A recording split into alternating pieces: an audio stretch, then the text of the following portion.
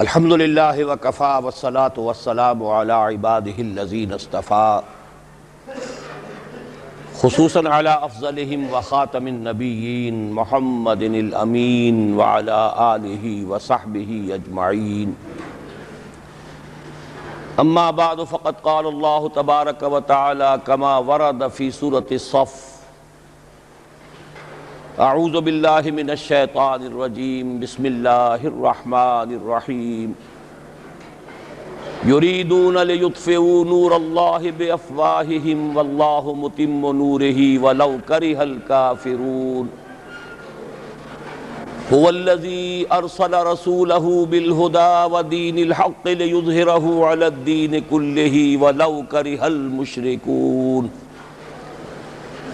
یا ایہا الذین آمنوا هل ادلکم علی تجارۃ تنجیکم من عذاب علیم تؤمنون باللہ ورسولہ وتجاہدون فی سبیل اللہ باموالکم وانفسکم ذالکم خیر لکم ان کنتم تعلمون۔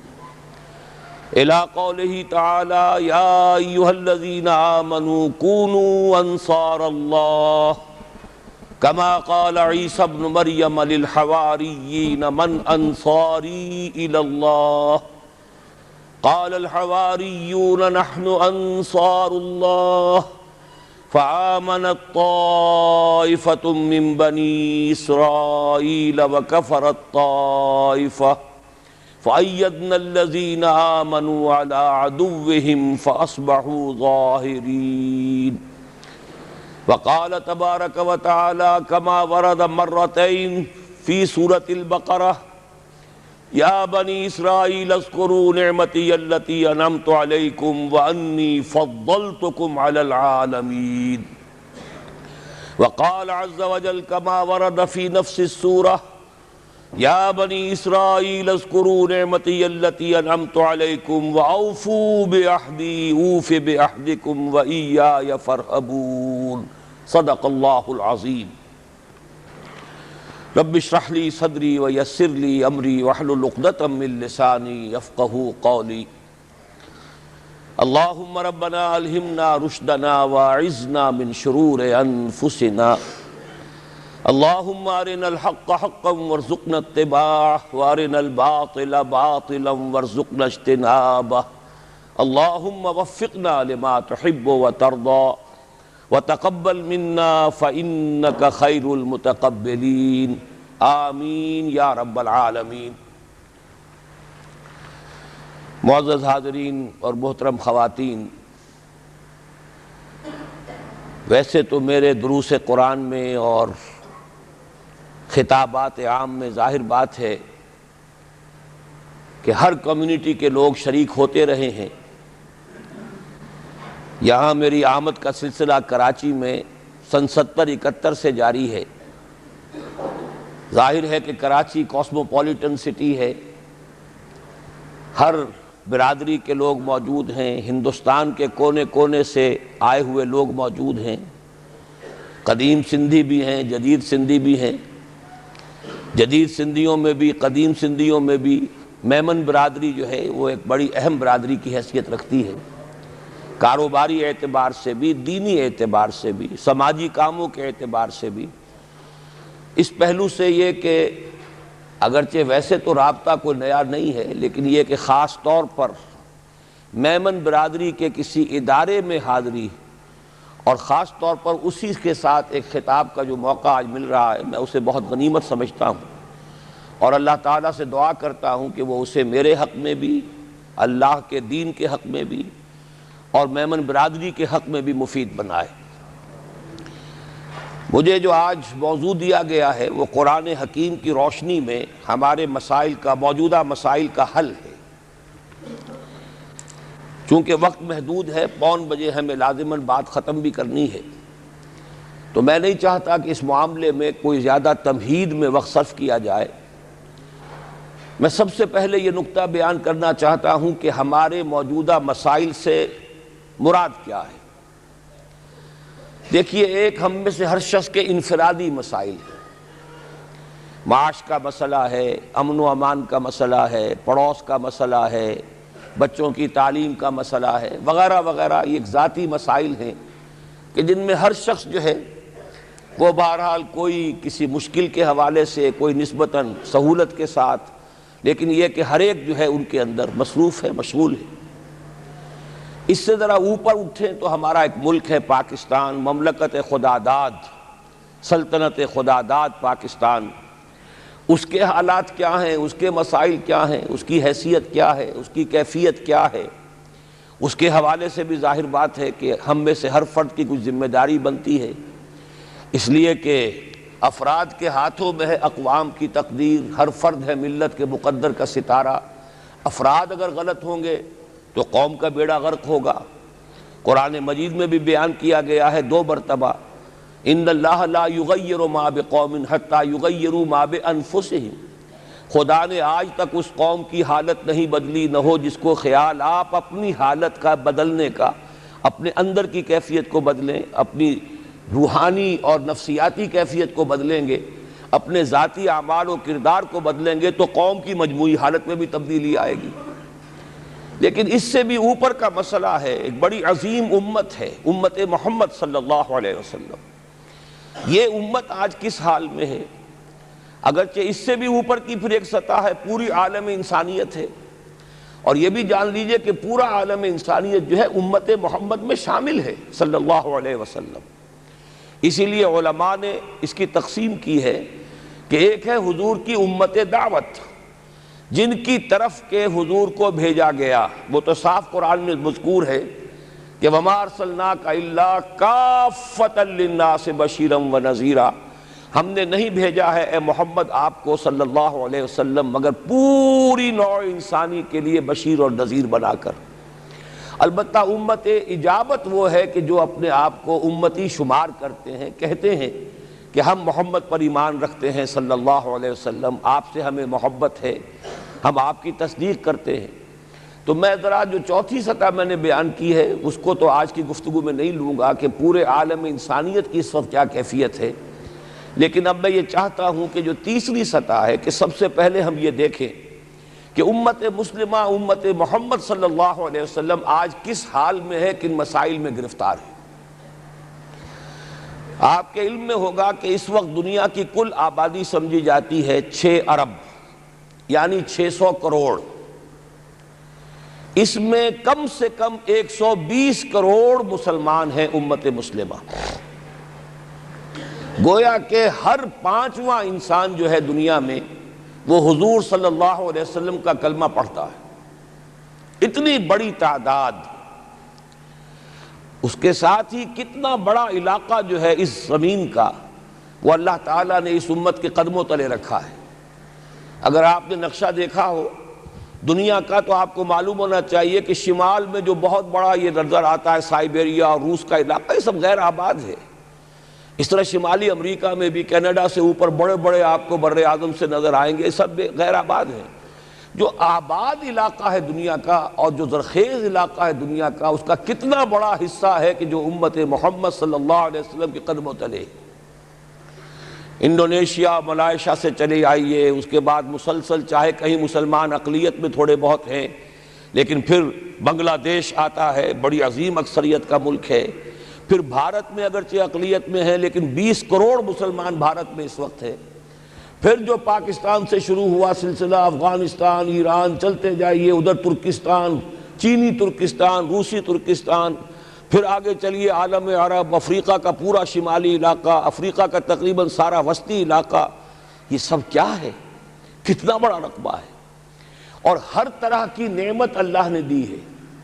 اس میں نباتات بھی ہیں، اس میں معدنیات بھی ہیں، اور سب سے بڑھ کر آج کی دنیا میں جو اہم ترین شے ہے کہ پیٹرول جو ہے، تیل جو ہے، اس کے سب سے بڑے ذخائر وہ ہیں کہ جو مسلمانوں کے قدمے تلے. اتنی تعداد میں ہونے کے باوجود، اتنے وسائل کے پر بظاہر قابض ہونے کے باوجود، سوال یہ ہے کہ کیا آج دنیا میں امت مسلمہ کو عزت حاصل ہے یا یہ ذلیل ہے؟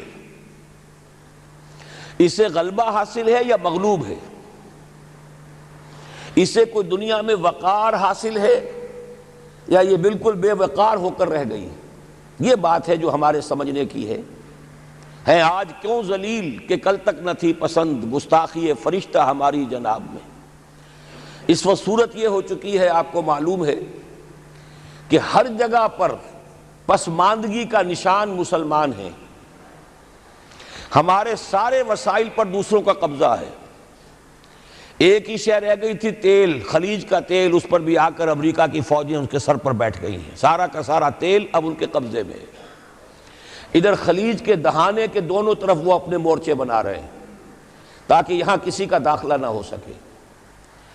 بڑے بڑے جتنے لوگ ہمارے ہیں ان سب کی دولت ان کے پاس ہے۔ کہنے کو تو سلطان آف برونائی دنیا کا امیر ترین آدمی ہے، لیکن دولت ہے کہاں اس کی؟ انویسٹڈ تو وہی ہے، اسی کے بینکوں میں ہے، انہی کی کمپنیوں میں ہے، کسی کے پاس کچھ نہیں ہے۔ سعودی عرب کے کوئی ڈالرز ہیں تو کہاں ہیں؟ جیسے شہنشاہ ایران کا جو اثاثہ تھا، سرمایہ تھا، جو سارا کا سارا انہوں نے جو ہے وہ فریز کر لیا، تو یہ دولت تو ساری وہی ہے۔ کہنے کو ہے کہ آپ کے اکاؤنٹ میں اتنا روپیہ ہے، لیکن سوال یہ کہ وہ اکاؤنٹ فی الواقع کس کے قبضے میں ہے؟ پھر آپ کو معلوم ہے کس طریقے سے مسلمانوں کے ساتھ سلوک ہو رہا ہے۔ ہر جگہ پر جہاں چاہیں، جس طرح چاہیں انہیں ستا لیں۔ اور ان میں بھی سب سے بڑھ کر جو بات میں آپ سے کہوں گا، آج دنیا میں جتنے بڑے پیمانے پر محمد عربی صلی اللہ علیہ وسلم کی توہین و تذلیل ہوئی ہے، پوری انسانی تاریخ میں نہیں ہوئی۔ رشدی نے کتاب لکھی، بدترین حملے کیے۔ کیا رنگیلا رسول کتاب تھی جو لکھی تھی کسی ہندو نے، جس کو کہ ایک مسلمان نے پھر خنجر گھونپ کر اور ہلاک کر دیا تھا۔ وہ تو کچھ بھی نہیں تھی۔ اس کتاب کو رنگیلا رسول کو 100 سے ضرب دیجئے تو یہ کتاب بنتی ہے، سیٹنک ورسز، اور وہ ملینز نہیں بلینز کی تعداد میں شائع ہوئی۔ اس کے خلاف احتجاج اگر کسی نے کیا ہے تو ان کے اوپر جوتے پڑے ہیں، ان پر ڈنڈے پڑے ہیں۔ پوری مغربی دنیا اس کے پیچھے آ گئی ہے، سپورٹ کیا ہے۔ لے دے کے ایک ملک نکلا ایران، اس نے کم سے کم یہ کہ اس کے قتل کا فتویٰ تو دیا، لیکن کیا کرے، قتل کرنے کی تو نوبت نہیں آئی۔ پورا عالم عیسائیت اس کی پشت پناہ ہے، اس کی مدد کر رہا ہے۔ یہ اتنی بڑی توہین محمد رسول اللہ صلی اللہ علیہ وسلم کی اور آپ کی ازواج مطہرات کی، اور یہ بظاہر ایک ایسے شخص کے ہاتھوں جس کا نام مسلمانوں کا سا ہے، اس کا اتنا بڑے پیمانے پر ہونا، اور پھر یہ کہ مسلمان 120 کروڑ ہونے کے باوجود کچھ نہیں کر سکتے۔ میں وہ چیزیں نہیں گنوانا چاہتا کہ 15 لاکھ جو ہیں وہ ہمارے افغان بھائی جو ہیں انہوں نے جانیں دیں۔ فائدہ کس کو پہنچا؟ تاحال امریکہ کو، کہ اس کی جو مد مقابل قوت تھی USSR وہ ختم ہو گئی۔ اسی طریقے سے جو کچھ کشمیر میں ہو رہا ہے، ہماری بے حمیتی، بے غیرتی کا عالم یہ ہے۔ ہم کچھ اندر خانے تھوڑی بہت کو مدد کر کے سمجھتے ہیں کہ ہم نے فرض ادا کر دیا، جبکہ فرض تو یہ ہونا چاہیے تھا کہ ہم براہ راست اعلان کرتے اور انڈیا کو الٹیمیٹم دیتے کہ سٹاپ دس بزنس، یا یہ کہ پھر ہم سے جنگ ہے۔ جنگ کا نتیجہ تو پھر اللہ جس کو چاہے دے گا۔ اگر انسان اللہ تعالیٰ پر اعتماد رکھتا ہو، توکل رکھتا ہو، اپنے موقف کی حقانیت پر بھی اسے یقین ہو، تو کم من فیۃ قلیلۃ غلبت فیۃ کثیرۃ، تاریخ میں ہمیشہ ہوتا آیا ہے کہ چھوٹی قوتیں جو ہیں ان کو غلبہ اللہ نے عطا کیا ہے بڑی قوتوں پر، لیکن بے غیرتی کا عالم یہ ہے، بے حمیتی کا عالم یہ ہے۔ زبانی کلامی ہم سے بڑا ہمدرد کوئی نہیں مسلمانان کشمیر کا، جس لیڈر کو دیکھو بڑھ چڑھ کر بیان دے گا، لیکن عملاً ہم کیا کر رہے ہیں؟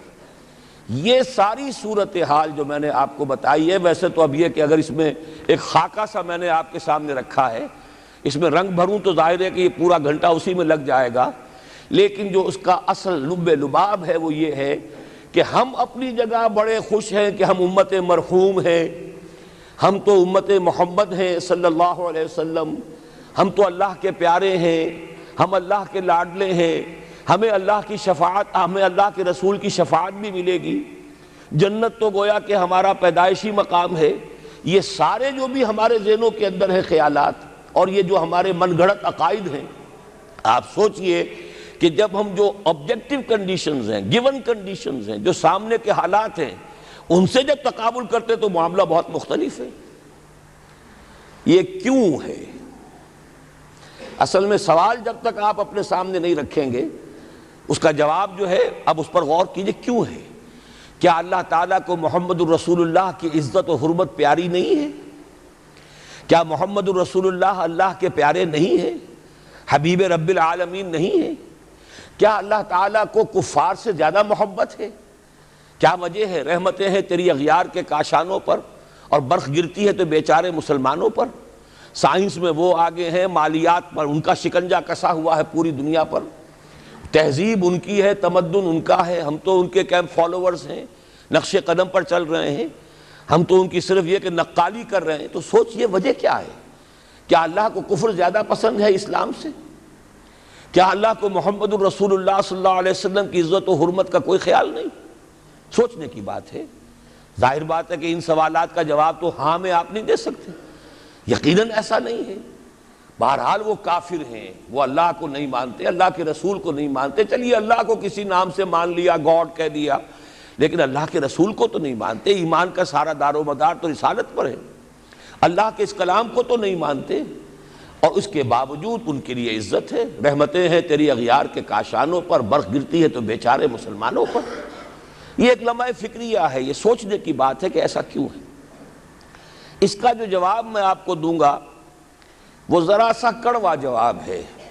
نوارا تلخ ترمیزن چو ذوق نغمہ کمیابی، بات کہنی پڑتی ہے جب تک کہ کڑوی بات کہی نہ جائے، حقائق کو دیکھنے کی جرت پیدا نہ کی جائے، مواجہہ نہ کیا جائے، فیکٹس کو فیس نہ کیا جائے، اس وقت تک بات صحیح نہیں ہوگی، اور نہ ہم صحیح تشخیص کر سکیں گے، نہ صحیح تجویز کی طرف ہمارا ذہن منتقل ہوگا۔ میں بہت سخت بات کہہ رہا ہوں، آج آسمان کے نیچے اس زمین پر عذاب الہی میں گرفتار امت مسلمہ ہے۔ بالفعل آج ہم امت مرحومہ نہیں ہیں، رحمت والی امت نہیں ہیں، امت معذبہ ہیں۔ آج ہم پر اللہ کا عذاب ہے۔ وہ کیوں ہے؟ دیکھیے اللہ کا قانون یہ ہے، اور یہ اللہ کی سنت ہے۔ میں نے اپنی ایک کتاب میں اس پر مفصل بہت مضمون لکھا ہے، قرآن کا قانون عذاب۔ ایک عذاب تو آیا کرتا تھا ان قوموں پر جن کی طرف اللہ رسول بھیجتا تھا، اِنَّا أَرْسَلْنَا نُوحًا إِلَىٰ قَوْمِهِ۔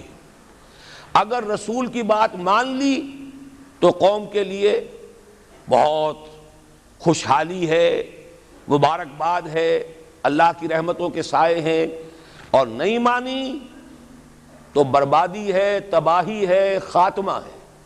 پوری قوم نوح غرق کر دی گئی، پوری قوم عاد ختم کر دی گئی، حضرت ہود کو نہیں مانا۔ پوری قوم سمود ختم کر دی گئی، حضرت صالح کو نہیں مانا۔ عمورہ اور صدوم کی بستیاں ختم کر دی گئی، حضرت لوط کو نہیں مانا۔ آل فرعون غرق کر دیے گئے، حضرت موسیٰ کو نہیں مانا۔ مدین کے علاقے کو تباہ کر دیا گیا، حضرت شعیب کو نہیں مانا۔ یہ بات سمجھ میں آ گئی؟ لیکن جب سے نبوت اور رسالت کا سلسلہ ختم ہوا، اس قسم کا عذاب اب دنیا میں نہیں آ سکتا۔ وَمَا كُنَّا مُعَذِّبِينَ حَتَّى نَبْعَثَ رَسُولًا، ایسا عذاب ہم نہیں بھیجتے رہے جب تک کہ رسول کو نہ بھیج دیں۔ رسول آ گیا، اس نے حق کو بیان کر دیا، بات کو کھول کھول کر مبرہن کر دیا، ہر چیز واضح کر دی، کوئی مغالطے کا امکان نہ رہا۔ جاء الحق وزهق الباطل، ہر شے جو ہے دودھ کا دودھ، پانی کا پانی جدا ہو گیا۔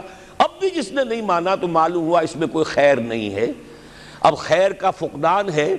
تو اس قوم کو جیسے کہ آپ باغ کے اندر جھاڑو دے کر جب کوئی آندھی چلے تو پتے گرے ہوئے ہوتے ہیں، ان پتوں کو ایک جگہ جمع کر کے اسلائی دکھا دیتے ہیں تاکہ یہ پتے جو ہیں یہاں پر بدزیبی کا ذریعہ نہ بنے، تو پوری قوم ہلاک، کأن لم یغنوا فیہا، ایسے ہو گئے جیسے تھے ہی نہیں۔ یہ عذاب اب نہیں آئے گا، اس لیے کہ آخری نبی، آخری رسول محمد الرسول اللہ صلی اللہ علیہ وسلم۔ اس میں ایک استثناء ہے، وہ میں بعد میں بیان کروں گا، ابھی نہیں۔ ایک ایکسیپشن ہے، وہ میں بعد میں بیان کروں گا۔ اب آج جو عذاب آتا ہے، دیکھیے کافروں کے لیے عذاب اصل میں آخرت میں ہے۔ دار العذاب، دار الجزا، وہ تو آخرت ہے، یہ تو دار الامتحان ہے۔ اب جو عذاب آتا ہے وہ اس قوم پر جو ہو تو حامل کتاب الہی، شریعت خداوندی کی کسٹوڈین، اللہ کے رسول کی نام لیوا، اس کے ساتھ عشق کا دعویٰ کرنے والی، عمل اس کے برعکس ہو۔ حالانکہ اللہ نے اگر اسے وہ مقام دیا، اللہ نے اس کی طرف رسول بھیجا اور اسے رسول کے امتی بننے کا شرف عطا کیا، اسے اپنا کلام دیا، کتاب دی، اسے اپنی شریعت دی، تو کس لیے دی؟ تاکہ اس پر خود بھی عمل کریں، اسے دوسروں تک بھی پہنچائیں۔ وہ گویا کہ اس روئے ارضی پر وہ امت، وہ قوم اللہ کی نمائندہ قوم ہوتی ہے، ریپرزنٹیٹو ہوتی ہے۔ اے انسانوں، ہمارے پاس ہے تمہارے خالق اور مالک اور پروردگار کا قانون، ہمارے پاس ہے اس کی ہدایت، ہمارے پاس ہے اس کی کتاب، ہمارے پاس ہے اس کے رسول کا اسوہ۔ آؤ ہماری طرف، ہمیں جانچو، ہمیں پرکھو، ہمیں دیکھو، ہم واقعتاً اسی کتاب کے مطابق چل رہے ہیں نا؟ دیکھ لو، ہم جو کہتے ہیں وہی کرتے ہیں نا؟ وہی بات تو نہیں ہے کہ لما تقولون ما لا تفعلون، کبر مقتا عند اللہ ان تقولوا ما لا تفعلون۔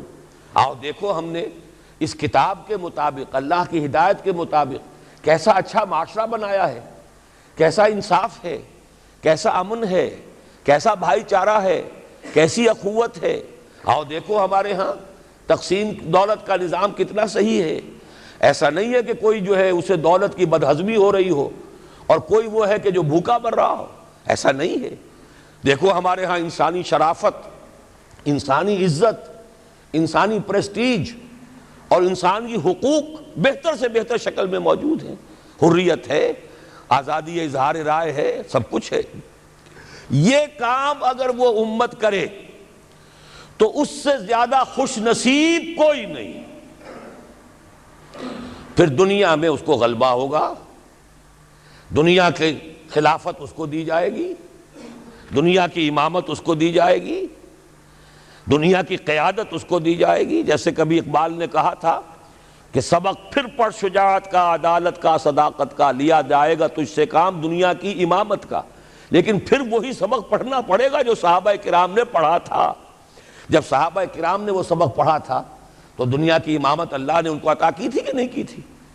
اگر تو اس کے مطابق عمل ہے تو ان سے زیادہ اللہ کو محبوب کوئی نہیں۔ اور اگر طرز عمل برعکس ہو جائے، کہیں کچھ اور کریں کچھ اور، کہیں یہ کہ قرآن پر ہمارا ایمان ہے اور اس کے قانون کو نافذ نہ کریں، کہیں یہ کہ ہماری تو محبوب ترین شخصیت محمد ہیں اور ان کی سنت کے اوپر عمل نہ کریں صلی اللہ علیہ وسلم، قرآن نے جس شے کو حرام کیا ہے اس پر اس کا استعمال کر رہے ہوں، اگر طرز عمل یہ ہو اور یہ طرز عمل اس حد کو پہنچ جائے کہ دنیا تانے دے یہ مسلمان کہاں اسلام دنیا میں ہمیں دکھاؤ، کہاں اسلام؟ یہ مسلمان کیا اسلام پر کاربند ہیں؟ جارج برنارڈ شاہ نے کہا تھا کہ میں جب قرآن پڑھتا ہوں تو محسوس کرتا ہوں اس سے بہتر کتاب کوئی ممکن نہیں، لیکن جب مسلمانوں کو دیکھتا ہوں تو محسوس کرتا ہوں ان سے زیادہ ذلیل قوم دنیا میں کوئی نہیں۔ یہ کنٹراسٹ ہے جو ہم اپنے وجود سے پیش کر رہے ہیں۔ کیا اس کی وجہ سے لوگ اسلام کی طرف راغب ہوں گے یا اسلام سے متنفر ہوں گے؟ کیا ہمارا منہ ہوتا ہے ہم باہر جاتے ہیں؟ اسی لیے ہم تو تبلیغ، میں تو کم سے کم وہاں جا کر جو مسلمان کھوئی ہوئی بھیڑیں ہیں امت محمد صلی اللہ علیہ وسلم کی، انہی کو ریکلیم کرنے کی کوشش کرتا ہوں، جیسے کہ حضرت مسیح نے کہا تھا میں تو بنی اسرائیل کے گھرانے کی کھوئی ہوئی بھیڑوں کی تلاش میں آیا ہوں۔ میرا منہ نہیں ہے کہ میں وہاں کسی امریکن سے بات کروں، وہ یہ کہے گا تم اپنا گھر تو سنوارو، فزیشن ہیل تھائی سیلف۔ تم ایک چھوٹا سا ملک نہیں چلا سکتے، تم نے اس کا بیڑا غرق کر کے رکھ دیا ہے، تم نے اسے کورٹ آف وارڈ بنوا دیا ہے IMF کا۔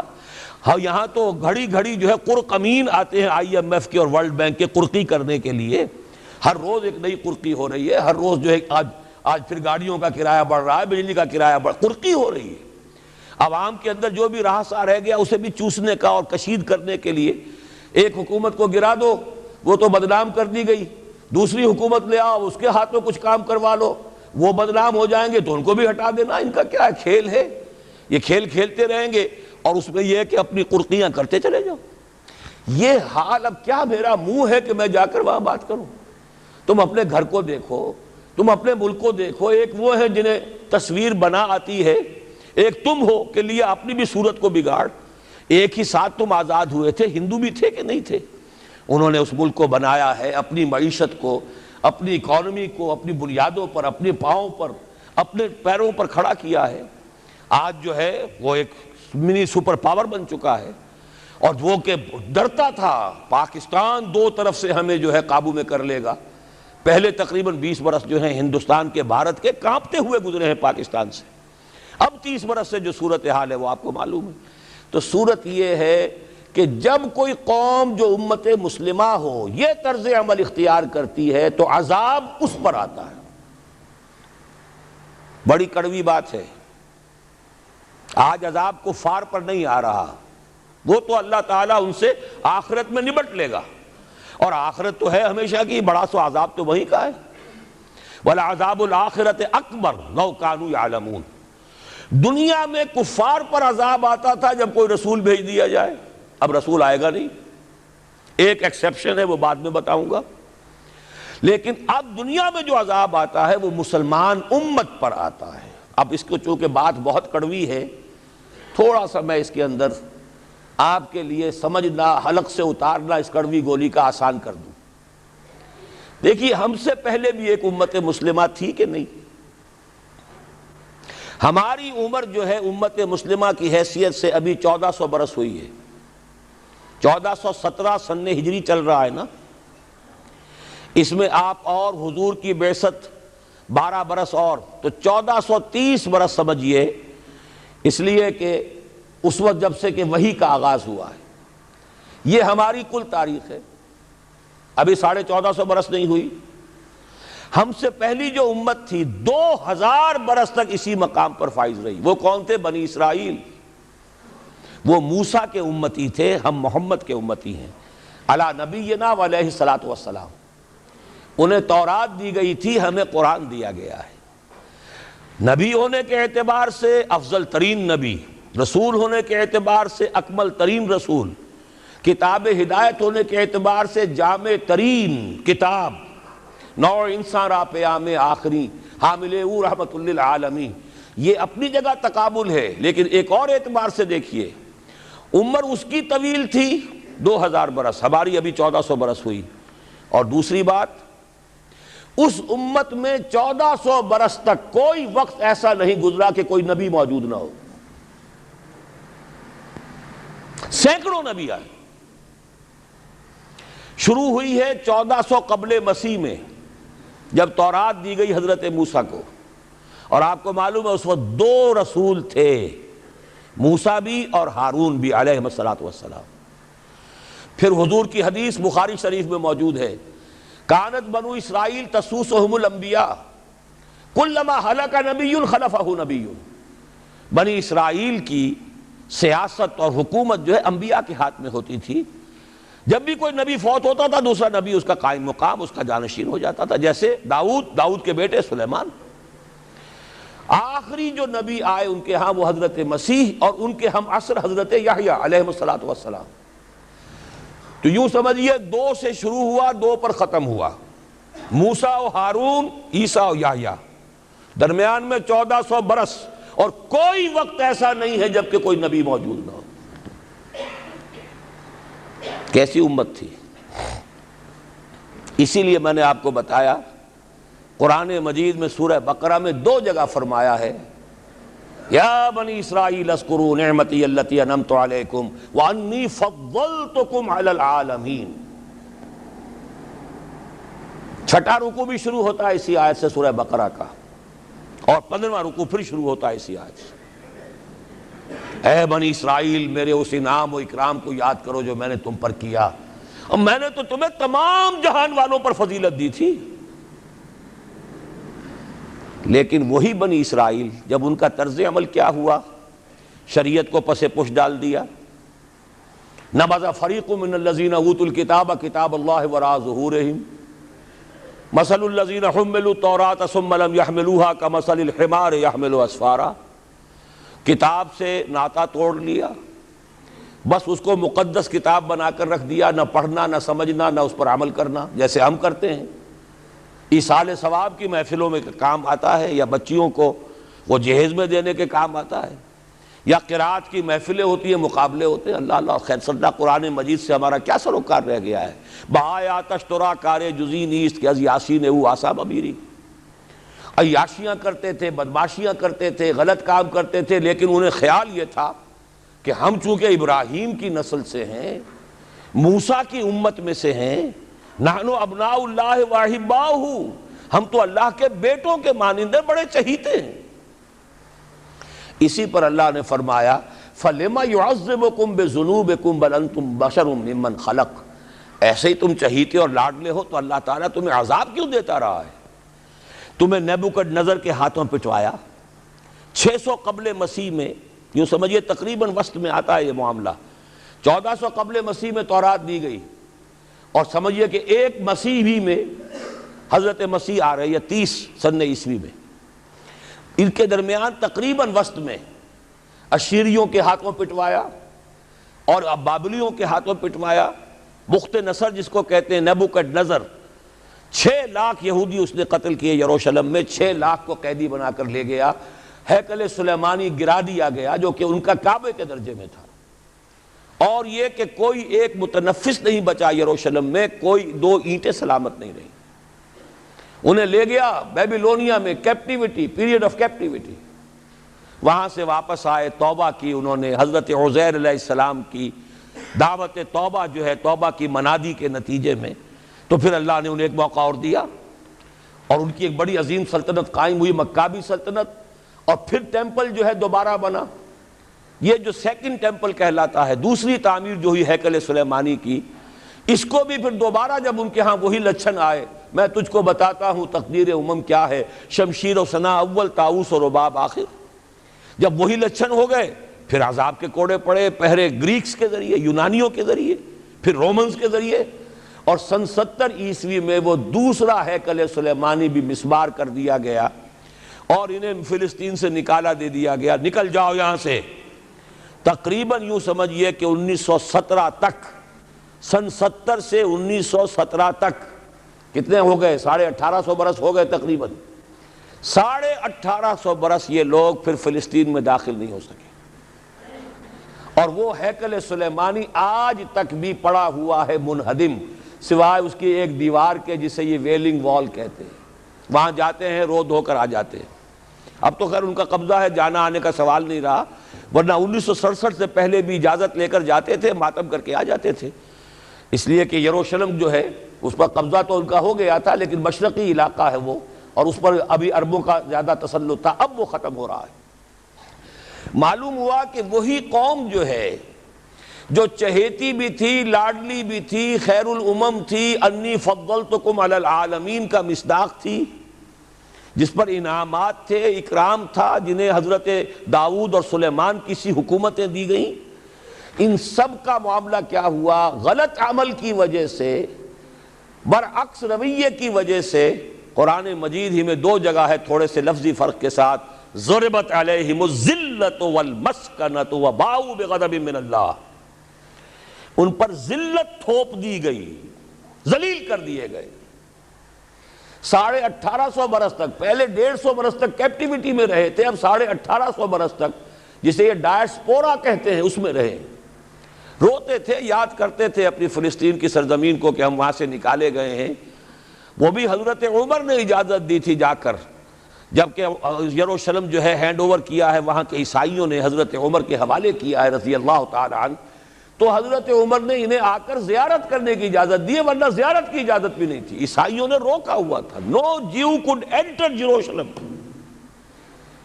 اور وہ جو معاہدہ کیا تھا عیسائیوں نے حضرت عمر سے، یہ ان کی طرف سے شرط تھی کہ آپ یہاں یہودیوں کو آباد ہونے کی اجازت نہیں دیں گے، لیکن کم اینڈ وزٹ، آئیں، زیارت کریں اور جائیں، لیکن یہاں آباد نہیں ہوں گے. یہ قوم جو اونچی تھی، بڑی تھی، فضلتکم علی العالمین تھی، لیکن وہی قوم ضربت علیہم الذلۃ والمسکنۃ وباؤوا بغضب من اللہ، اللہ کے غضب کو لے کر لوٹی.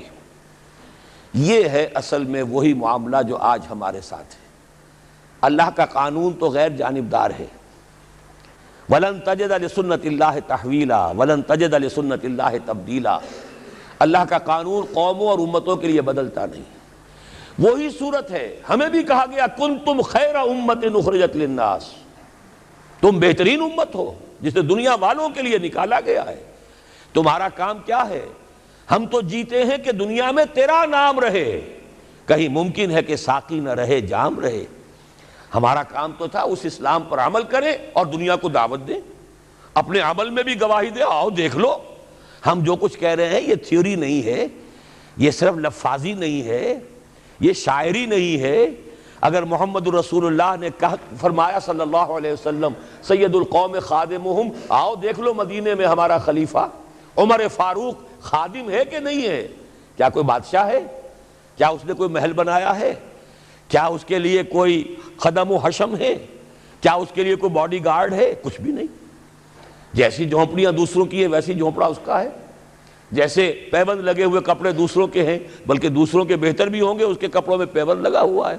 اس کے نام سے قیصر و کسریٰ کے درباروں میں لرزہ ہے، لیکن اس کی سادگی کا عالم یہ. آؤ دیکھو، see with your own eyes, come here, see it. یہ اگر ہم کرتے اور کر سکتے، جب تک کرتے رہے تو ہم سے اونچا کوئی نہیں، اللہ کا ہم سے بڑھ کر محبوب کوئی نہیں، ہم سے زیادہ امت مرحومہ اور کوئی نہیں. لیکن جب ہم نے برعکس روش اختیار کی تو کیا ہوا؟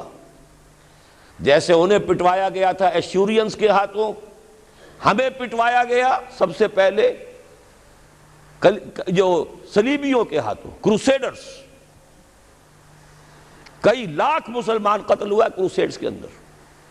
جب پہلی مرتبہ عیسائیوں نے قبضہ کیا یروشلم پر، تقریباً 90 برس 88 برس عیسائیوں کے قبضے میں رہا ہے. اب وہ دوبارہ چلا گیا یہودیوں کے قبضے میں. اس وقت جو ہے اتنا قتل عام ہوا تھا عربوں کا اور مسلمانوں کا یروشلم میں کہ جب فاتحین کے گھوڑے داخل ہوئے ہیں شہر کے اندر تو گلیوں کے اندر ان کے گھٹنوں تک خون کی نہر بہہ رہی تھی. اس کے بعد آیا فتنہ تاتار، کروڑوں مسلمان قتل ہوئے. یہ لاکھوں کی بات نہیں ہے، کروڑوں مسلمان. پورا روسی ترکستان کا علاقہ ختم ہوا، افغانستان ختم ہوا، ایران ختم ہوا، عراق ختم ہوا. 4 عظیم مملکتیں. اور آخری خلیفہ بنو عباس کا وہ گھسیٹ کر نکالا گیا اپنے محل سے، مستعصم باللہ. ویسے تو نسلاً تو حضور کے چچا کی نسل سے تھا، عباسی تھا، حضرت عباس رضی اللہ تعالی عنہ کی نسل سے ہے، مستعصم باللہ. لیکن اس کو گھسیٹ کر نکالا گیا ایک جانور کی کھال کے اندر لپیٹ کر، اور تاتاریوں نے اپنے گھوڑوں کے سموں تلے اسے کچل دیا.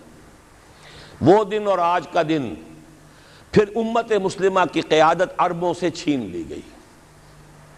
اس کے بعد اللہ نے پھر کرم فرمایا، پھر کچھ اولیاء اللہ کے ذریعے سے، کچھ صوفیاء کے ذریعے سے اتنا بڑا معجزہ ہو گیا، جیسا کہ حضرت عزیر علیہ السلام کے ذریعے سے ہوا تھا کہ یہود میں دوبارہ انابت اللہ، توبہ کا جذبہ پیدا ہو گیا.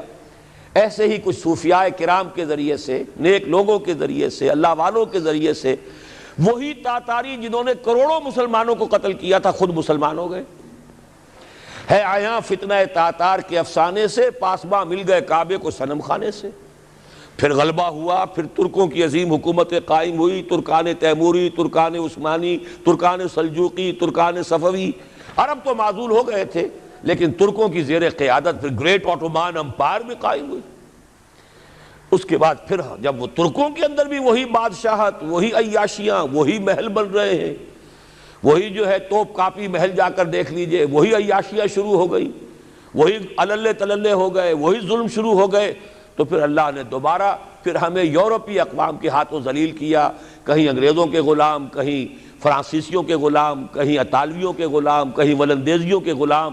پورا عالم اسلام اس صدی کے آغاز میں، پہلی جنگ عظیم کے بعد پورا عالم اسلام غلامی میں تھا، سوائے نجد کا ایک علاقہ تھا کہ نجد میں ابھی تیل برآمد نہیں ہوا تھا، ورنہ سب سے پہلے پنجے وہاں گڑتے.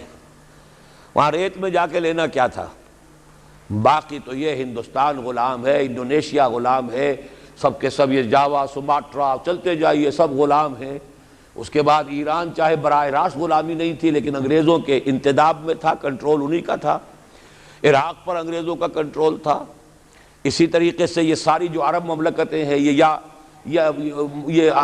انگریزوں کے زیر اثر تھی، اور یا یہ کہ فرانسیسیوں کے زیر اثر تھی. شمالی افریقہ یا فرانسیسیوں کا تھا یا اسپین کا تھا، اور یا یہ کہ اطالویوں کا تھا لیبیا. یہ حال ہمارا ہوا. یہ ہے اصل سبب اور یہ ہے معاملہ جس میں اب میں آخری بات اس موضوع پر کہہ دینا چاہتا ہوں۔ یہ پروسیس بہت جلد ایک بہت بڑی کلائمیکس کو اور بہت بڑی انتہا کو پہنچنے والا ہے۔ وہ انتہا کیا ہے؟ دیکھیے، میں نے جو کہا تھا کہ ایک استثناء ہے، ایک قوم، ایک امت ایسی ہے کہ جس نے اپنے رسول کو رد کیا اور اسے ہلاک نہیں کیا گیا۔ حضرت نوح کی قوم غرق، حضرت ہود کی قوم ختم، حضرت صالح کی قوم ختم، حضرت شعیب کی قوم ختم، آل فرعون ختم۔ یہود وہ امت ہے کہ معزول تو ہو گئی، جیسے ہی حضور آ گئے قرآن لے کر معزول ہو گئے۔ وہ جیسے کوئی ایک منصب ہے، اس منصب سے معزول کر دیے گئے، قتل نہیں کیا گیا، انہیں زندہ رکھا گیا۔ منصب تو اب قرآن آ گیا، محمد الرسول اللہ آ گئے صلی اللہ علیہ وسلم، اور کعبے کے گرد ایک نئی امت۔ وَكَذَلِكَ جَعَلْنَاكُمْ أُمَّةً وَسَطًا لِتَكُونُوا شُهَدَاءَ عَلَى النَّاسِ وَيَكُونَ الرَّسُولُ عَلَيْكُمْ شَهِيدًا۔ اگرچہ یہ امت 600 برس قبل قتل اور ختم ہونے کی مستحق ہو چکی تھی۔ کیوں؟ 600 برس قبل آئے تھے حضرت مسیح علیہ السلام، اور قرآن میں بھی ہے اور موجودہ بائبل میں بھی ہے کہ حضرت مسیح کو اسرائیل ہی کی طرف بھیجا گیا۔ صرف سورہ آل عمران میں ہے رسولاً الی بنی اسرائیل۔ یہ تو صرف محمد الرسول اللہ صلی اللہ علیہ وسلم ہے جنہیں پورے عالم انسانیت کی طرف بھیجا گیا، کوئی اور رسول تمام انسانوں کے لیے مبعوث نہیں ہوا۔ اور ابھی بائبل میں موجود ہے کہ میں صرف اسرائیل کے گھرانے کی کھوئی ہوئی بھیڑوں کی تلاش میں آیا ہوں۔ اسی لیے میں نے کہا تھا میں بھی امریکہ وغیرہ جاتا ہوں تو یہ اپنے پاکستانی ہندوستانی بھائی جو ہیں، یہ کھوئی ہوئی بھیڑیں وہاں جا کر جو ہیں وہ گم ہو گئی ہیں، ان گمشدہ بھیڑوں کی تلاش میں۔ تو اس کو اچھی طرح سمجھ لیجئے، حضرت مسیح کی بعثت تھی بنی اسرائیل کی طرف، اور بنی اسرائیل نے نہ صرف یہ کہ ان کو مانا نہیں، بلکہ الٹا اپنے بس پڑتے سولی پر چڑھا دیا۔ اپنے بس پڑتے، اس میرے الفاظ کو نوٹ کر لیجئے، گویا کہ یہ اب اس عذاب استیصال، آخری ہلاکت والے عذاب کے مستحق ہو گئے۔ لیکن یہ پوری انبیاء اور رسل کی تاریخ میں ایک استثناء ہے کہ اس میں جیسے آج کل ہم کہتے ہیں ججمنٹ ریزروڈ، حضرت مسیح کو اللہ نے زندہ اٹھا لیا، یہود کے اوپر لعنت تو کر دی، ختم نہیں کیا۔ سمجھ رہے ہیں میری بات کو؟ سن 70 سے ان پر عذاب آیا، حضرت مسیح سن 33 عیسوی میں اٹھائے گئے۔ سن 70 میں عذاب آ گیا ٹائٹس رومی کے ہاتھوں، وہ ہیکل سلیمانی بھی پھر دوبارہ گر گیا اور انہیں نکال دیا گیا ڈائسپورا سن 70 سے، لیکن ختم نہیں کیا گیا۔ یہ استثناء ہوا ہے، کیوں ہوا ہے؟ یہ بات پھر دوسری میری آج کی گفتگو میں بڑی کڑوی بات ہے، بہت کڑوی بات ہے۔ یہ جو دوسری امت جو جس سے کہ میں اور آپ ہیں، اور جو بہترین امت ہے، کنتم خیر امت، یہ جب طرز عمل وہی اختیار کرے گی جو یہودیوں نے کیا تھا، ان کو سزا ان ملعونوں کے ہاتھوں دلوائی جائے گی۔ بات سمجھ لیجئے میری۔ آپ کو معلوم ہے پھانسی کا پھندا کون ڈالتا ہے؟ چوڑا۔ اور ہندوستان میں مجھے بتایا مولانا امین حسن اصلاحی صاحب نے، وہ مشرقی یوپی سے ان کا تعلق ہے، اعظم گڑھ سے، کہ ہمارے علاقے میں یہ رواج تھا کہ اگر کوئی راجپوت شخص کوئی بہت گھناؤنا کوئی کام کرتا تھا تو اس کو جوتے لگواتے تھے چمار کے ہاتھوں۔ راجپوت کے سر پر راجپوت کا جوتا پڑا تو چلیے جوتا تو ہے لیکن ہے تو راجپوت کا، لیکن جب راجپوت کے سر پر چمار کا جوتا پڑتا تھا، جسے انگریزی میں ہم کہتے ہیں to add insult to injury, ایک تو تکلیف ہو رہی ہے جوتے کی اور ایک انسلٹ ہو رہی ہے کہ چمار کا جوتا ہے، تو یہ گویا کہ بدترین سزا ہو گئی۔ یہ امت جتنی اونچی ہے، جس کے رتبے ہیں سوا، اس کی سوا مشکل ہے، جس کا مقام بلند ہے اسی اعتبار سے ان کو پھر سزا بھی سخت ملتی ہے۔ صاف فرما دیا اللہ تعالیٰ نے سورہ احزاب میں، اے نبی کی بیویوں تم عام لوگوں کی طرح نہیں ہو، لستم کاحد من النساء، لستن کاحد من النساء، اگر تم نے کوئی غلط حرکت کی دوہرا عذاب ملے گا۔ اور بات صحیح ہے، جن کے رتبے ہیں سوا، ان کی سوا مشکل ہے۔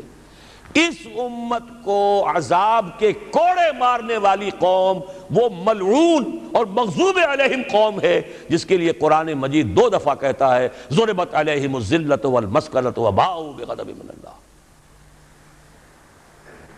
اور یہ کوڑے بہت زبردست شکل میں ابھی آنے والے ہیں۔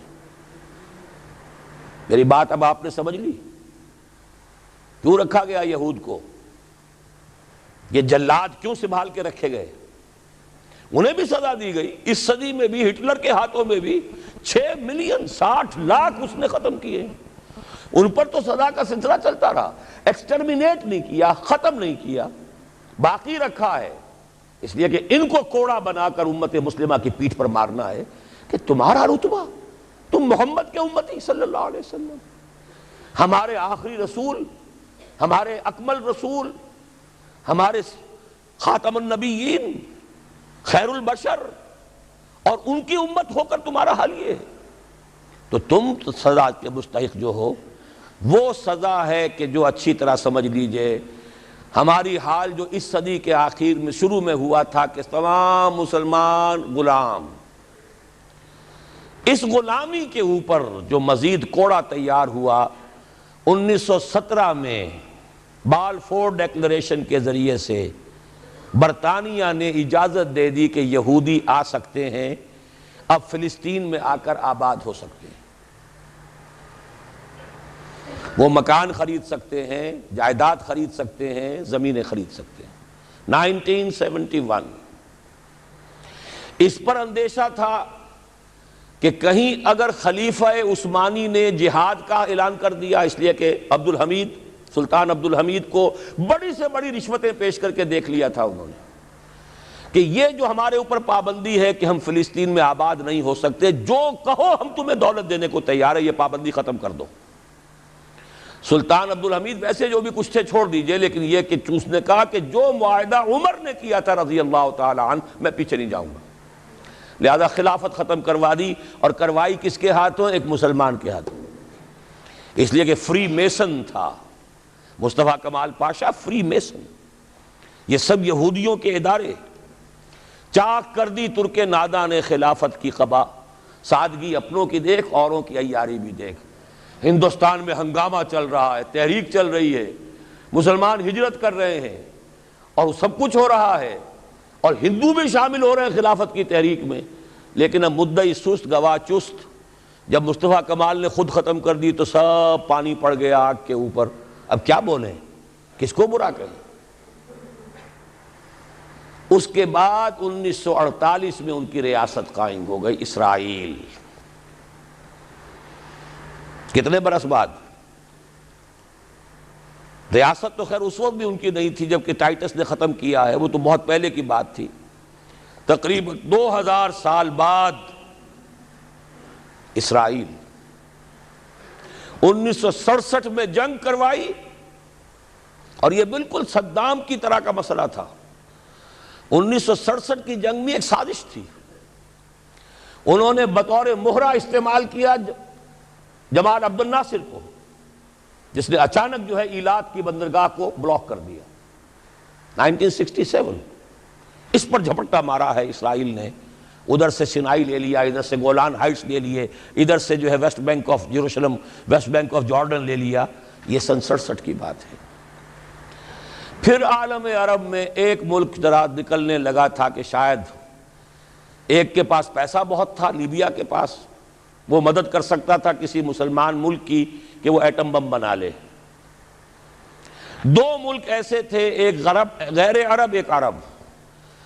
عراقیوں کے پاس کچھ صلاحیت معلوم ہو رہی تھی کہ کچھ دانت شاید نکل آئیں، جیسے دودھ کے دانت ہوتے ہیں تو شاید ایٹمی دانت نکل آئیں، وہ بھرکس ان کا نکالا ہے۔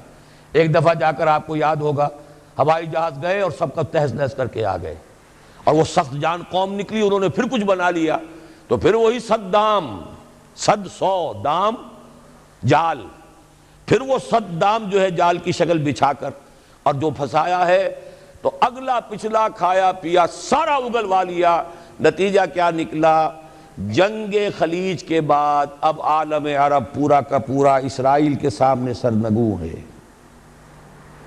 وہ شاہ حسن ہو یا شاہ حسین ہو، کچھ تو پہلے ہی اپنے تھے، چاہے شاہ فہد ہوں اور چاہے حسنی مبارک ہوں. اب رہ کون گیا؟ اس سے بڑی ذلت کوئی ہے؟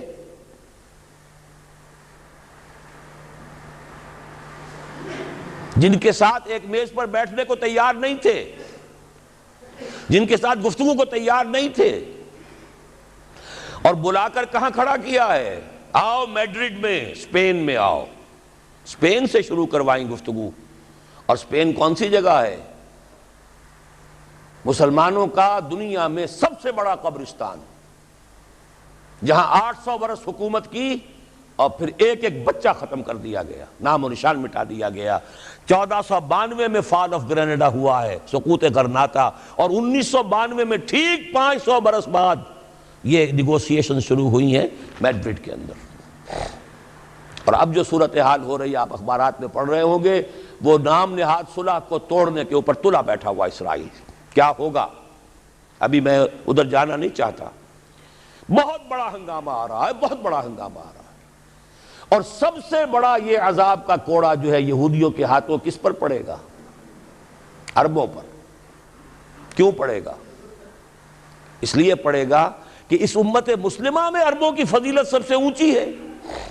اصول تو وہی ہے جن کے رتبے ہیں سوا ان کی سوا مشکل ہے. عرب کون ہیں؟ جن میں سے حضور تھے صلی اللہ علیہ وسلم.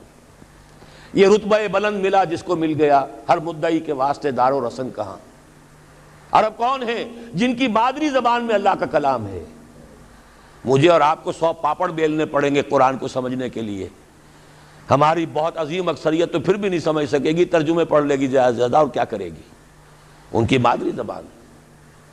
انہوں نے جب پیٹھ دکھائی اور اس صدی میں کولونیل رول سے آزاد بظاہر ہو جانے کے باوجود کسی نے قبلہ راست کردم، کسی نے وہ قبلہ کر لیا واشنگٹن کی طرف، کسی نے کر لیا ماسکو کی طرف، تو بدترین سزا کے وہی مستحق ہیں. اور جان لیجئے کہ وہ ہولوکاسٹ مڈل ایسٹ میں آنے والا ہے، آرمگڈون، الملحمۃ العظمیٰ.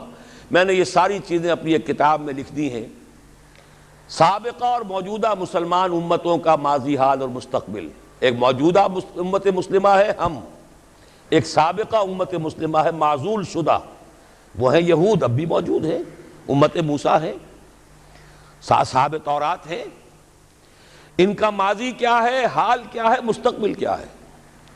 مستقبل میں سب سے بڑا پیچ جو پڑنے والا ہے، جیسے پتنگوں کا پیچ ہوتا ہے، ان دو امتوں کا ہے. مڈل ایسٹ سب سے بڑی جنگ، تاریخ انسانی کی عظیم ترین جنگ کا میدان بنے گا، جس کو حضور نے نام دیا الملحمۃ العظمیٰ، عظیم ترین جنگ. احادیث موجود ہے میری اس کتاب کے اندر، حوالوں کے ساتھ ہے، ٹیکسٹ کے ساتھ ہے. ویل للعرب من شر قد اقترب، ہلاکت اور بربادی ہے عرب کے لیے اس شر سے جو قریب آ چکا ہے. لیکن اب یہ بات تو پھر میرے اور آپ کے لیے ذرا دور کی ہو گئی. تیسری کڑوی بات اب آ رہی ہے. ابھی تو عربوں کی بات تھی نا. 120 کروڑ میں نے آپ کو بتایا تھا کہ مسلمان دنیا میں ہیں، ان میں 20 پلس 22-23 ہوں گے عرب ہیں. باقی 1 ارب 100 کروڑ یہ کون ہے؟ نان عرب، امیین. امیین نہیں، آخرین. امیین تو وہ عرب ہیں. ان میں سے بقیہ میں سے سب سے بڑی مجرم قوم میں اور آپ ہیں. ہندوستان کا مسلمان نہیں، انڈونیشیا کا نہیں، ایران کا نہیں، ترکستان کا نہیں، افریقہ کا نہیں. 20 کروڑ عرب اور 10 پلس 11 ہیں یا 12 کروڑ ہیں، کتنے بھی ہیں پاکستانی. نمبر 2 مجرم. کیوں؟ انہوں نے ایک ملک بنوایا اسلام کے نام پر، لاکھوں انسانوں کی جانیں گئیں، ہزارہا عصمتیں لوٹی، کتنا بڑا تبادلہ آبادی ہوا، کتنی مسلمان عورتیں ہندوؤں کے قبضے میں رہ گئی۔ کس نام پر؟ ہمیں اسلام کے لیے ملک چاہیے۔ قائد اعظم نے فرمایا ہم اس لیے پاکستان چاہتے ہیں کہ اسلام کے اصول حریت و اخوت و مساوات کا ایک نمونہ عہد حاضر میں پیش کریں۔ 50 برس ہو چکے ہیں، نوٹ کر لیجئے۔ 2 حساب ہیں نا، ایک ہے شمسی، ایک ہے قمری۔ قمری کے حساب سے 50 برس ہو چکے، 9 مہینے زائد ہو چکے ہیں۔ شمسی حساب سے 50 برس میں 9 مہینے کم ہیں، بس اتنا ہی فرق ہے۔ اگلے اگست میں ہو جائے گا نا 50 برس کرسچین ایرا سے، 1997 1947 اگست تک کتنے مہینے رہ گئے؟ اور قمری حساب سے جو گزشتہ رمضان مبارک تھا اس کی 27ویں کو 50 مکمل ہو چکے، آگے 9 مہینے اور گزر چکے۔ ہم بالکل بیچ میں بیٹھے اس وقت۔ تو اسلام کہاں ہے؟ پاکستان بننے کے بعد ایمانداری سے دیکھیے کس چیز میں اضافہ ہوا ہے۔ بدمعاشی، عیاشی، جھوٹ، فحاشی، عریانی، بے پردگی، غبن، بد امنی، لوٹ مار، بڑے سے بڑے جرائم، گھناونے سے گھناونے جرائم، سب میں اضافہ۔ وہ اصول حریت و اخوت مساوات کہاں ہیں؟ ساری معیشت سود پر، اللہ اور اس کے رسول کے خلاف اعلان جنگ۔ آج ہم IMF کی ایک اسامی ہے، کورٹ آف وارڈ ہے، کتنے کھل کر باتیں ہمارے وزراء کر رہے ہیں۔ ہمارے لیے کوئی اور چارہ کار ہے ہی نہیں۔ میں ابھی سکھر میں تھا، وہاں ایک مذاکرہ دیکھنے کا مجھے موقع مل گیا ٹی وی پر۔ صاف کہہ رہے تھے وہ دانشور، وہ تو ہمارے لیے کوئی اور چارہ کار نہیں، ہمارے لیے مفید یہی ہے جو کچھ ہو رہا ہے۔ IMF ہی ہمیں بچائے گا، اور واقعتاً بچائے گا۔ کیوں بچائے گا؟ آپ کے لیے نہیں بچائے گا، اپنے لیے بچائے گا۔ اسے آپ کے اندر سے اپنا خون نکالنا ہے۔ اگر مرنے دیں گے تو خون کہاں سے لیں گے؟ they will keep you۔ لیکن رکھیں گے اسی طریقے سے کہ خون کشید کرتے چلے جائیں، کبھی بجلی کا کرایہ، کبھی گاڑیوں کا کرایہ، کبھی اس کا کرایہ، کبھی اس کا کرایہ، کبھی اس کا ریٹ، کبھی اس کا ریٹ، کبھی ڈاک کے ریٹ، خون چوسنے کے لیے۔ یہ صورتحال جو ہے یہ ہماری آخر کس کی ہے؟ کس نے کیا یہ؟ کیا اللہ ظالم ہے؟ کیا ہم مجرم نہیں ہیں اس کے؟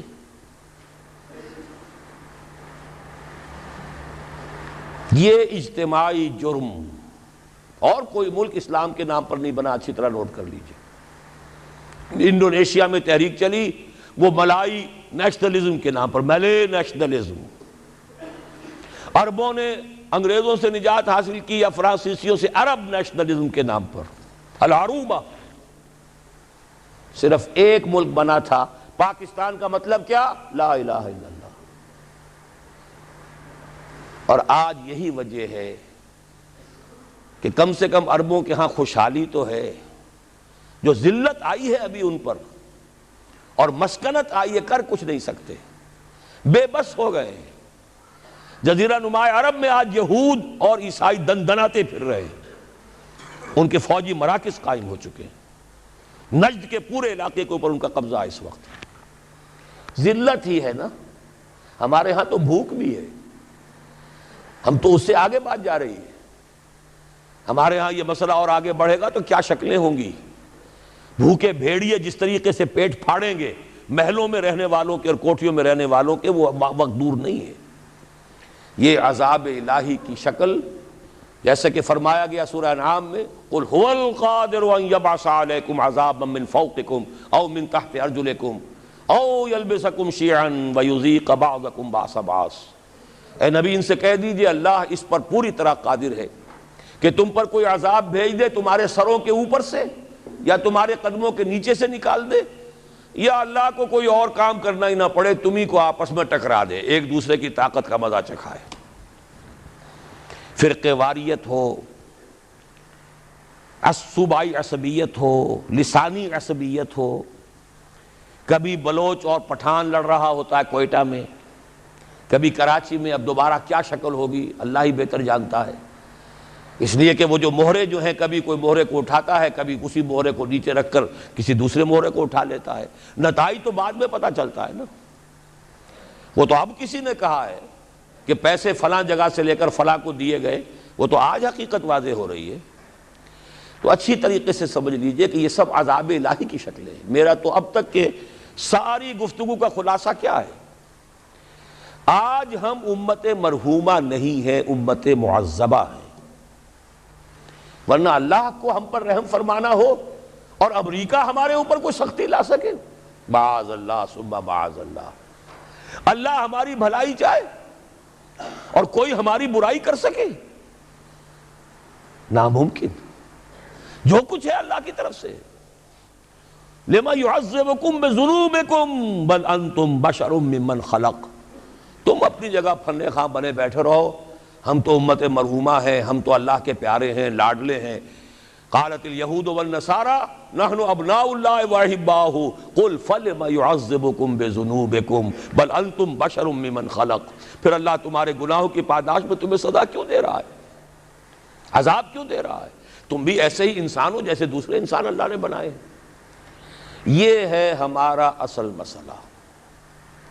دیکھیے انفرادی مسئلے بھی ہیں، پیٹ کا مسئلہ بھی ہے، چھت کا مسئلہ بھی ہے۔ ہر انسان چاہتا ہے کہ کوئی رین بسیرا ہو، کوئی چھت ہو، ضروری ہے۔ شریعت نے بھی یہ حقوق دیے ہیں۔ کوئی لباس کو ڈھانپنے کے لیے، کپڑے جسم کو ڈھانپنے کے لیے لباس بھی چاہیے، یہ ہے مسائل۔ لیکن یہ ہے کہ ایک ہے انفرادی مسائل سے اوپر اس قوم کے مسائل، ملک کے مسائل۔ وہاں اگر عذاب آئے گا یہودیوں کے ہاتھوں، یہاں آئے گا ہندوؤں کے ہاتھوں۔ میں نے اپنی اس کتاب کو ختم اس پر کیا ہے۔ 3 امکانات ہیں پاکستان کے لیے، جو کچھ ہم اب تک کر چکے ہیں، جو ہم نے عہد وعدہ خلافی کی ہے۔ ہم نے اب تک وہ اسلام نافذ نہیں کیا، وعدہ خلافی کی ہے۔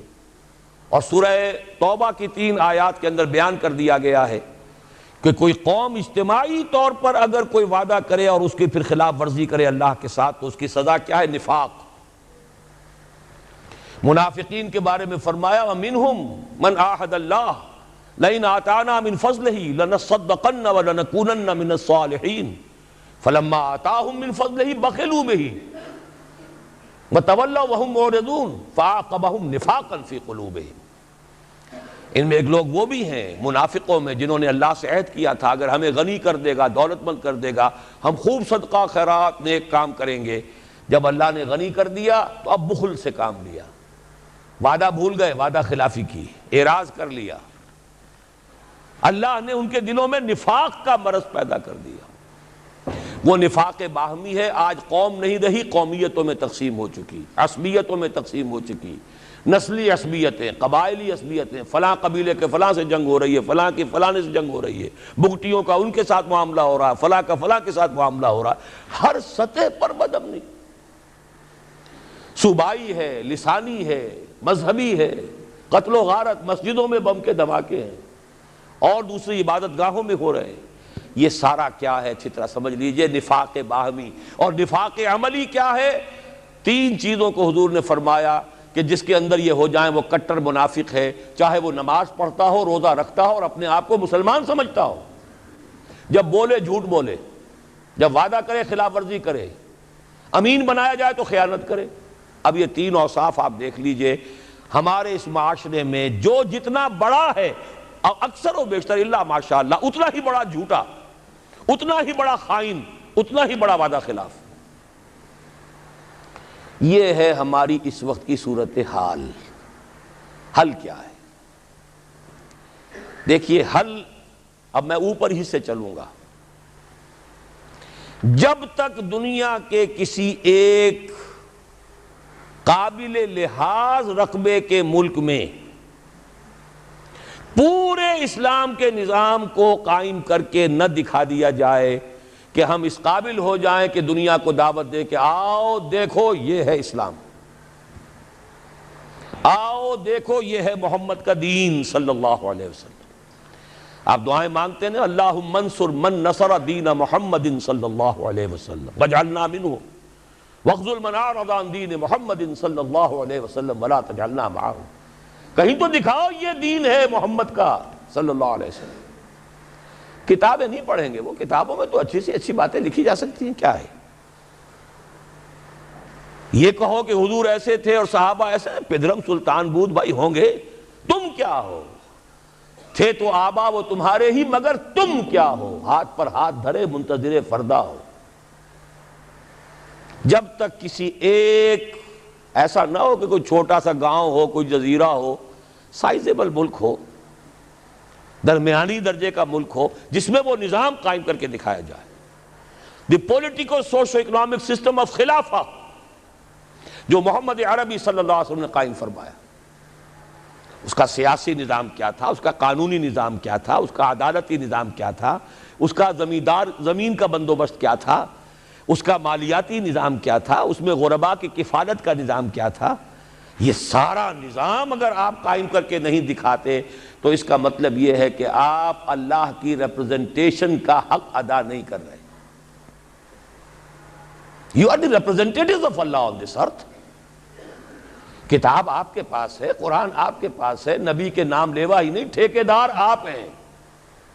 سارے نبیوں سے افضل ہمارا نبی، سارے نبیوں سے افضل ہمارا نبی، یہ ترانے گانے سے تو نہیں بات بنتی، ذرا ان کا کوئی کردار، ان کے جھلک کوئی اپنے اخلاق میں، اپنے کردار میں بھی تو دکھاؤ، اپنے معاشرے میں بھی تو دکھاؤ۔ یقیناً افضل ہیں، اس میں کیا شک ہے، سید البشر ہیں، افضل المرسلین ہیں، اکمل الرسل ہیں، خاتم النبیین ہیں، کیا شک ہے اس میں، لیکن دکھاؤ تو صحیح بھائی۔ تو جب تک ہم یہ نہیں کرتے ہم مجرم ہیں، ہماری سزا شکلیں بدلے گی، پڑھتے رہیں گے کوڑے۔ اچھی طرح سن لیجیے، کبھی وہ کوڑا افغانستان میں ہوگا، کبھی وہ کشمیر میں ہوگا، کبھی اریٹیریا میں ہوگا، کہیں فلپائنز میں ہوگا، کبھی چچنیا میں ہوگا، کبھی بوسنیا میں ہوگا، کبھی صومالیہ میں ہوگا، کبھی کہیں اور ہوگا، کبھی عراق میں ہوگا، وہ کوڑے پڑتے رہیں، ہے تو ایک ہی جسد ہے نا امت محمد کا۔ جہاں تک ذلت ہے، مسکنت ہے، بے وقاری ہے، وہ تو پوری امت کی ہے،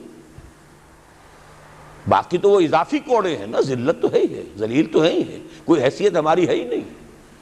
پوری دنیا کو کنٹرول کرنے والے G15 یا G7، اور کوئی مسلمان ملک جیسے ہم کہتے ہیں نہ 3 میں نہ 13 میں، نہ G15 میں ہے اور نہ G7 میں، کنٹرول تو وہ کر رہے ہیں۔ سیکیورٹی کونسل اور اس میں ویٹو ہے کسی مسلمان کے پاس؟ ایٹم بم پاکستان کو سب سے زیادہ جو اس وقت مورچہ بنایا ہے، کیوں بنایا ہے؟ یہاں اندیشہ ہے ایٹم بم کا۔ اسرائیل کو اگر کوئی کنفرنٹ کر سکتی ہے کوئی قوم تو وہ صرف پاکستان، یہی تو وجہ ہے۔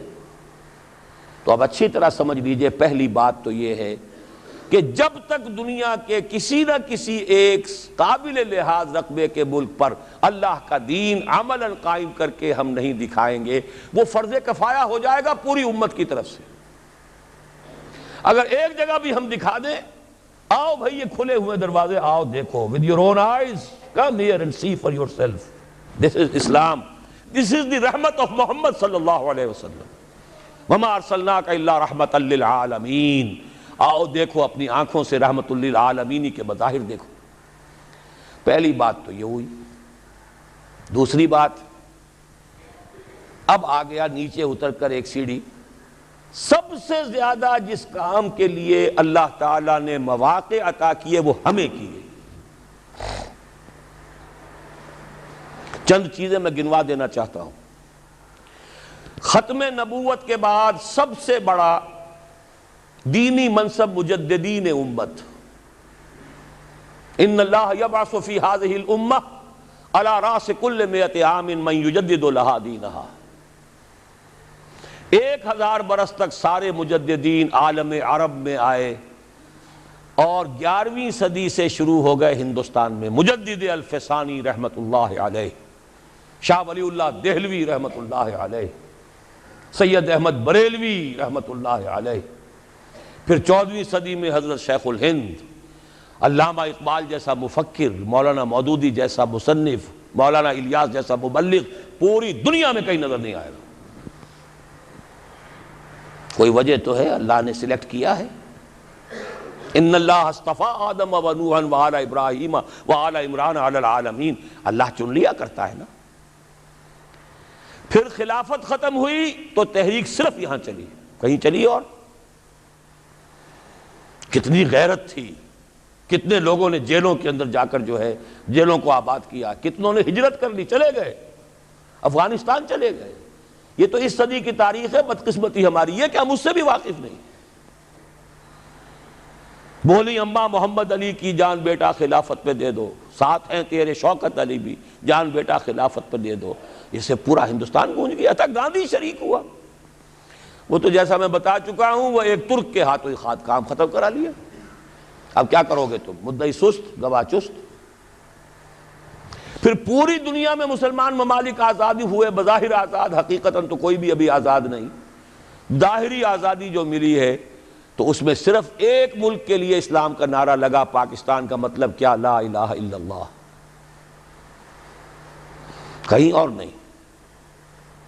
پھر پاکستان بنا ہے تو معجزہ، پوری دنیا مانتی ہے کہ معجزہ. کسی حساب کتاب میں نہیں. میری کتاب ہے استحکام پاکستان، میں نے ثابت کیا ہے تمدن، سیاست، ریاست کے کسی اصول سے ثابت نہیں کیا جا سکتا کہ پاکستان بننا چاہیے تھا. It is a miracle. پھر پاکستان بننے کے بعد اتنا بڑا میریکل ہوا ہے. 10 کروڑ تھے ہم اس وقت، مشرقی اور مغربی پاکستان دونوں کے ملا کر، اور 10 کروڑ عوام کی نمائندہ دستور ساز اسمبلی نے فیصلہ کیا حاکمیت اللہ کے لیے ہے، ہمارے لیے نہیں. قرارداد مقاصد، سروری زیبا فقط اس ذات بے ہمتا کو ہے، حکمراں ہے ایک وہی باقی بتان آزری.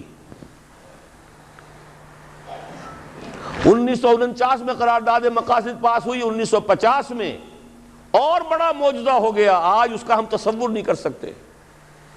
شیعہ، سنی، دیوبندی، بریلوی، جماعت اسلامی، اہل حدیث، 6 جماعتوں اور 6 فرقوں یا 6 مکاتب فکر کی ٹاپ کی قیادت، نیچے کے بچڑ بھئیے نہیں، ٹاپ کے لوگ، 31 علماء، اور انہوں نے دستور کے لیے 22 اصول دے دیے کہ اس پر ہم متفق ہیں، ہمارا کوئی اختلاف نہیں. مفتی جعفر حسین مجتہد، حافظ کفایت حسین ان کے سب سے بڑے اس زمانے کے واعظ اور ذاکر، ادھر مولانا مودودی جیسی شخصیت، سید سلیمان ندوی جیسی شخصیت، مولانا شفیع، مفتی محمد شفیع صاحب جیسی شخصیت، اور بریلویوں میں مولانا بدایونی، مولانا ابو الحسنات قادری لاہور کے، اہل حدیثوں میں ٹاپ کے، سب ٹاپ کی قیادت نے کہا کہ یہ ہمارے اصول ہیں. کم آن. تو سوچنے کی بات ہے اس کے بعد کہیں کوئی بہت بڑی غلطی ہو گئی. بس غلطی کیا ہوئی ہے اچھی طرح سمجھ لیجئے. 2 غلطیاں ہوئی ہیں، پازیٹیو نیگیٹو. پازیٹیو غلطی یہ ہوئی کہ ہم نے راستہ انتخاب کا اختیار کر لیا نظام کو بدلنے کے لیے. جب تک جماعت اسلامی ایک سیاسی جماعت نہیں تھی، اس نے الیکشن میں حصہ نہیں لیا تھا، دستور اسلامی کا مطالبہ مولانا مودودی نے کیا لیکن تمام قوم نے اس کا ساتھ دیا.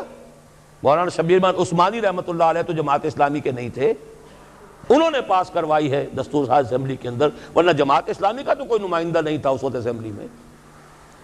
انہیں کوئی تعصب نہیں تھا کہ یہ جماعت کی طرف سے آئی ہے، نہیں، دین کی بات ہے، صحیح بات ہے. جب آپ الیکشن کے میدان میں آ گئے، اب معلوم ہوا کہ اب آپ نے مذہب کو، اسلام کو ایک پولیٹیکل ایشو، ایک کنٹروورشل ایشو بنا دیا.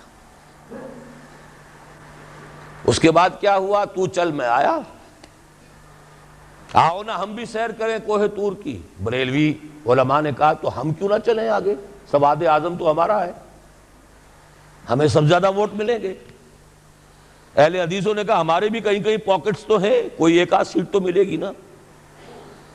دیوبندیوں نے کہا ہمارے بھی علاقے ہیں بہت سے، خاص طور پہ سرحد میں، بلوچستان میں تو ان کے بڑی سالڈ قسم کی جو ہے وہ ان کے فوٹنگز ہے پولیٹیکل. نتیجہ کیا نکلا؟ 4-5 اسلام ہو گئے. اسلام کے نام پر ووٹ تقسیم، اور راج کرے گا خالصہ اور کرے نہ کوئی. جیت سیکولرزم کی. سیدھی سیدھی باتیں ہیں، یہ سمجھنے کی باتیں ہیں. اگر نہیں سمجھیں گے تو سیدھے راستے پہ دوبارہ نہیں آ سکتے. نیگیٹو جو بات میں کہہ رہا ہوں وہ کیا تھی؟ دیکھیے سن 62 میں ایوب خان پہلا فوجی آمر اس ملک کا، اس نے آئلی قوانین بنائے.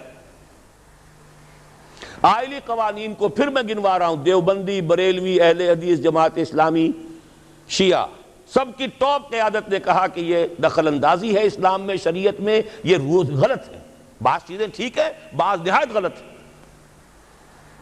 لیکن یہ کہہ کے رہ گئے، ایجیٹیشن نہیں کیا. ایجیٹیشن کیا تو جمہوریت کے لیے کیا، یہ نہیں کہ نہیں یہ مذہبی مسئلہ ہے، یہ دین کا مسئلہ ہے، اس پر جمع ہو کر ایجیٹیشن کیا جائے، جانے دی جائے.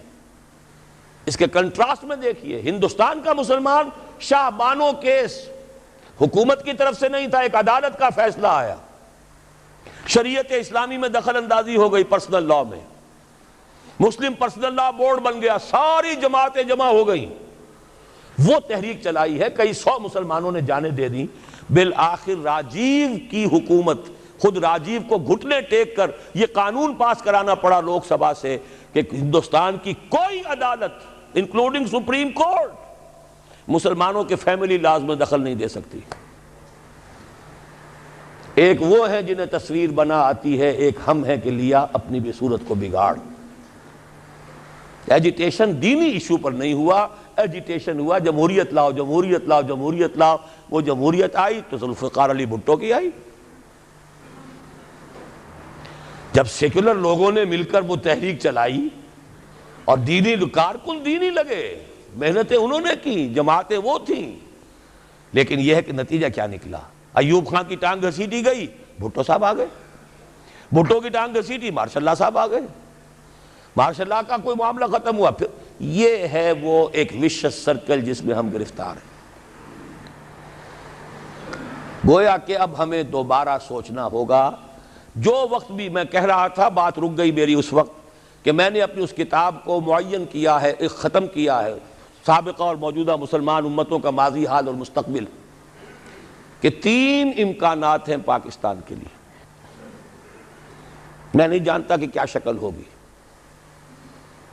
یا تو یہ ہے کہ اللہ تعالیٰ اس قوم پر بڑی بھلائی فرمائے اور اس قوم کو اجتماعی توبہ کی توفیق دے دے، جیسے حضرت یونس علیہ السلام کی قوم پر سے عذاب ٹل گیا تھا.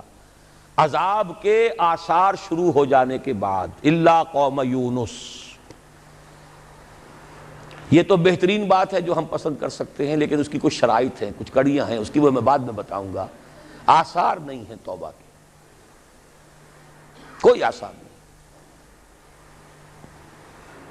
دوسری بات یہ ہو سکتی ہے، اللہ نہ کرے، لیکن یہ کہ اس کو لیے بھی میں سمجھتا ہوں بڑے نفع کا سودا ہوگا، ایک دفعہ کوئی شیکنگ ہماری ایسی ہو کہ جو حال مست اور مال مست جو ہیں ان کو دن میں تارے نظر آ جائیں. ایک دفعہ شاید اللہ توبہ اسی طریقے سے توفیق دے دے. وَلَنُذِيقَنَّهُم مِّنَ الْعَذَابِ الْأَدْنَىٰ دُونَ الْعَذَابِ الْأَكْبَرِ لَعَلَّهُمْ يَرْجِعُونَ. سورہ سجدہ میں فرمایا گیا ہم انہیں چھوٹے عذاب کا مزہ چکھائیں گے بڑے عذاب سے پہلے. بڑا عذاب تو قوم کو ختم کر دیتا ہے، چھوٹا عذاب جو جگا دے، ہوش میں آ جائے. لعلہم یرجعون. یہ جو مال مست ہیں اور حال مست ہیں اور عیش مست ہیں، ان بستیوں کو ذرا جھنجھوڑنے کے لیے کسی وقت جو ہے اللہ تعالیٰ یہ بھی کرتا ہے. لیکن اگر اس پہ بھی ہم جاگ جائیں تو بہت بڑی نفع کی بات ہے، کیونکہ سن 71 اب 25 برس ہو رہے ہیں، پھر 16 دسمبر آ رہی ہے، پورے 25 برس ہو جائیں گے. 71 اور 96. لیکن اس شیکنگ کو ہم نے محسوس نہیں کیا. ہم سے 1000 میل دور ہوتا رہا. 93,000 ہمارے قیدی آ گئے، تھوڑے تھوڑے چھوٹ کر آ گئے، پھر بس گئے. کچھ پتہ نہیں چلا لوگوں کو، شب و روز میں کوئی فرق واقع نہیں ہوا. اپنے دھندوں میں، اپنی مصروفیات میں، اپنی مشغولیات میں، اپنی دلچسپیوں میں، اپنے مشاغل میں کوئی فرق نہیں ہوا. شاید کہ کوئی دوسری پکڑ جو ہے، دوسری جھنجھوڑ، وَزُلْزِلُوا زِلْزَالًا شَدِيدًا، کوئی بات آ جائے پھر بھی جاگ جائیں تو بڑے نفع کا سودا ہے۔ اور تیسری بات آپ کو بتا رہا ہوں، ہو سکتا ہے کہ جس طرح تاتاریوں کے ہاتھوں کروڑوں مسلمان قتل ہوا تھا، ہندوؤں کے ہاتھوں کروڑوں یا لاکھوں مسلمان پاکستانی ختم ہوں،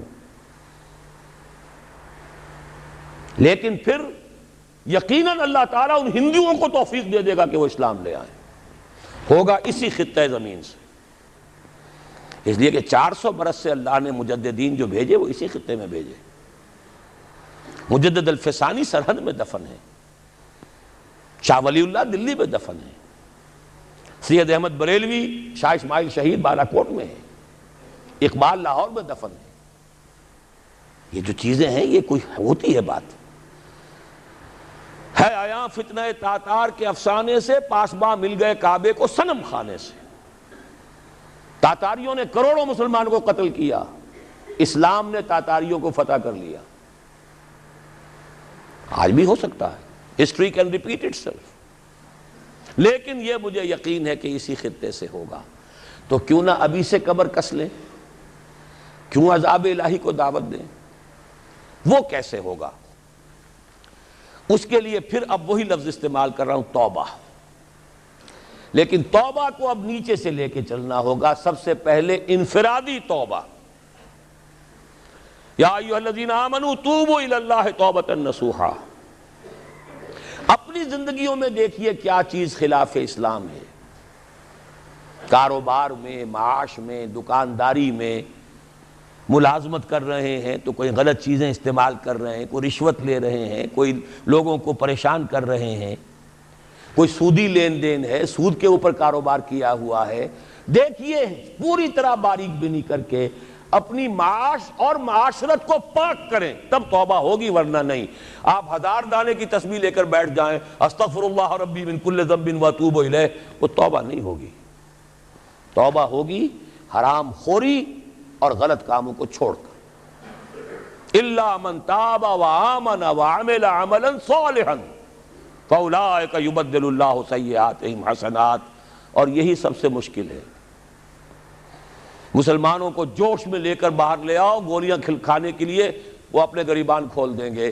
اپنی زندگیوں میں تبدیلی کرنا یہ سب سے کٹھن، اپنے عیش کو منغص کرنے کے لیے تیار ہونا، اپنے کیریئرز، اپنے کاروبار، اپنی سہولتیں، اپنے عیش، اس کو مسجد تو بنا دی شب بھر میں ایمان کی حرارت والوں نے، من اپنا پرانا پاپی ہے برسوں میں نمازی بن نہ سکا۔ ختم نبوت کی تحریک ہو یا نظام مصطفیٰ کی تحریک ہو، چھاتیاں کھول کر لوگ گولیاں کھانے والے کون ہوتے ہیں عام طور پر؟ عوام الناس، جوش میں، جذبے میں۔ رنگیلا رسول کے اوپر قتل جس نے کیا کون تھا؟ ایک ترخان، ایک کھاتی، ان پڑھ۔ وہ تو جذبہ ان کا ہے جو جوش میں آ جاتا ہے۔ تو سمجھ لیجئے اس بات کو، انفرادی توبہ سے بات شروع ہوگی۔ افراد کے ہاتھوں میں ہے اقوام کی تقدیر، ہر فرد ہے ملت کے مقدر کا ستارہ۔ ہے کام کٹھن، پھر کہہ رہا ہوں، اپنی ذات پر اپنے گھر میں اسلام نافذ کیجئے، اپنے وجود پر اپنے گھر میں شریعت کی تنفیذ ہو، اپنی معاش اور اپنی معاشرت شرعی پردہ نافذ کیجئے۔ دن میں تارے نظر آ جائیں گے، بائیکاٹ ہو جائے گا، رشتہ دار ناراض ہو جائیں گے، آپ کے داماد ناراض ہو جائیں گے۔ کیسے ہو سکتا ہے میں اپنی سالی کے ساتھ پردہ کروں یا میری سالی میرے سامنے نہ آئے؟ کیسے ہو سکتا ہے وہ لڑکی جو ہے دیور سے پردہ کرے اور دیور کے سامنے نہ آئے؟ جبکہ حضور فرماتے ہیں الحم و موت، پردے میں تو سب سے زیادہ سختی جو ہے وہ انہی رشتوں میں ہونی چاہیے۔ ابھی کل آپ نے پڑھا ہوگا ایک نوجوان 20 برس سعودی عرب کے اندر سروس کر کے آیا، 4 بچوں کو ذبح کیا، اپنی بیوی کو بھی جلا دیا۔ کیوں جلا دیا؟ اس سے آ کر کچھ پتہ لگا ہوگا نا کہ میں وہاں کیا کرتا رہا اور یہ یہاں کیا کرتی رہی۔ اس سے کم کے اوپر ظاہر بات ہے آدمی اتنا بڑا جرم نہیں کرتا۔ معاشرت ہماری بگڑی ہوئی ہے۔ آپ پیٹرو ڈالر کمانے کے لیے بیٹھے ہوئے ہیں، یہاں کیا ہو رہا ہے، کیا نہیں ہوگا؟ پھر آگ اور پانی کا میل ہو رہا ہے۔ تو پہلی بات ہے انفرادی توبہ، یا ایھا الذین آمنوا توبوا الی اللہ توبۃ نصوحا۔ اور میں آپ کا کان کھول کر بتا دینا چاہتا ہوں، اگر یہ نہیں تو کچھ بھی نہیں، اگر یہ نہیں تو بابا پھر سب کہانیاں ہیں۔ یہ کام نہیں کر سکتے تو پھر یہی ہے، کوئی آئے گا آپ کو واس پلائے گا، مجھے ووٹ دے دو، ہمیں ووٹ دے دو، ہم یہ کر دیں گے، ہم وہ کر دیں گے، ہم یہ کر دیں گے۔ ٹھیک ہے، آپ ان کے چکروں میں آ جائیے، آپ جو بھی چاہیے کیجئے، پیسے دے دیجئے، چندے دے دیجئے، ووٹ دے آئیے گا، ہوگا کچھ نہیں، پر نالا وہیں گرے گا جہاں 1951 سے آج تک گر رہا ہے۔ پہلا الیکشن پاکستان میں 1951 میں ہوا ہے، پنجاب کا صوبائی، اب یہ 96 ہے، 45 برس تو ہو گئے نا، پر نالا وہیں گرے گا، کوئی نتیجہ نہیں نکل سکتا۔ اس انفرادی توبہ پہ جو لوگ ہمت کر لیں، کمر کس لیں، اب اگلا قدم یہ ہے کہ وہ جڑ کر جمع ہو کر ایک طاقت بنے۔ یہ اکیلے اکیلے چنے جو ہیں یہ بھاڑ کو نہیں پھوڑ سکیں گے۔ علیکم بالجماعہ، ید اللہ علی الجماعہ، اللہ کی تائید، اللہ کی نصرت جماعت کے ساتھ ہوتی ہے، افراد کے ساتھ نہیں۔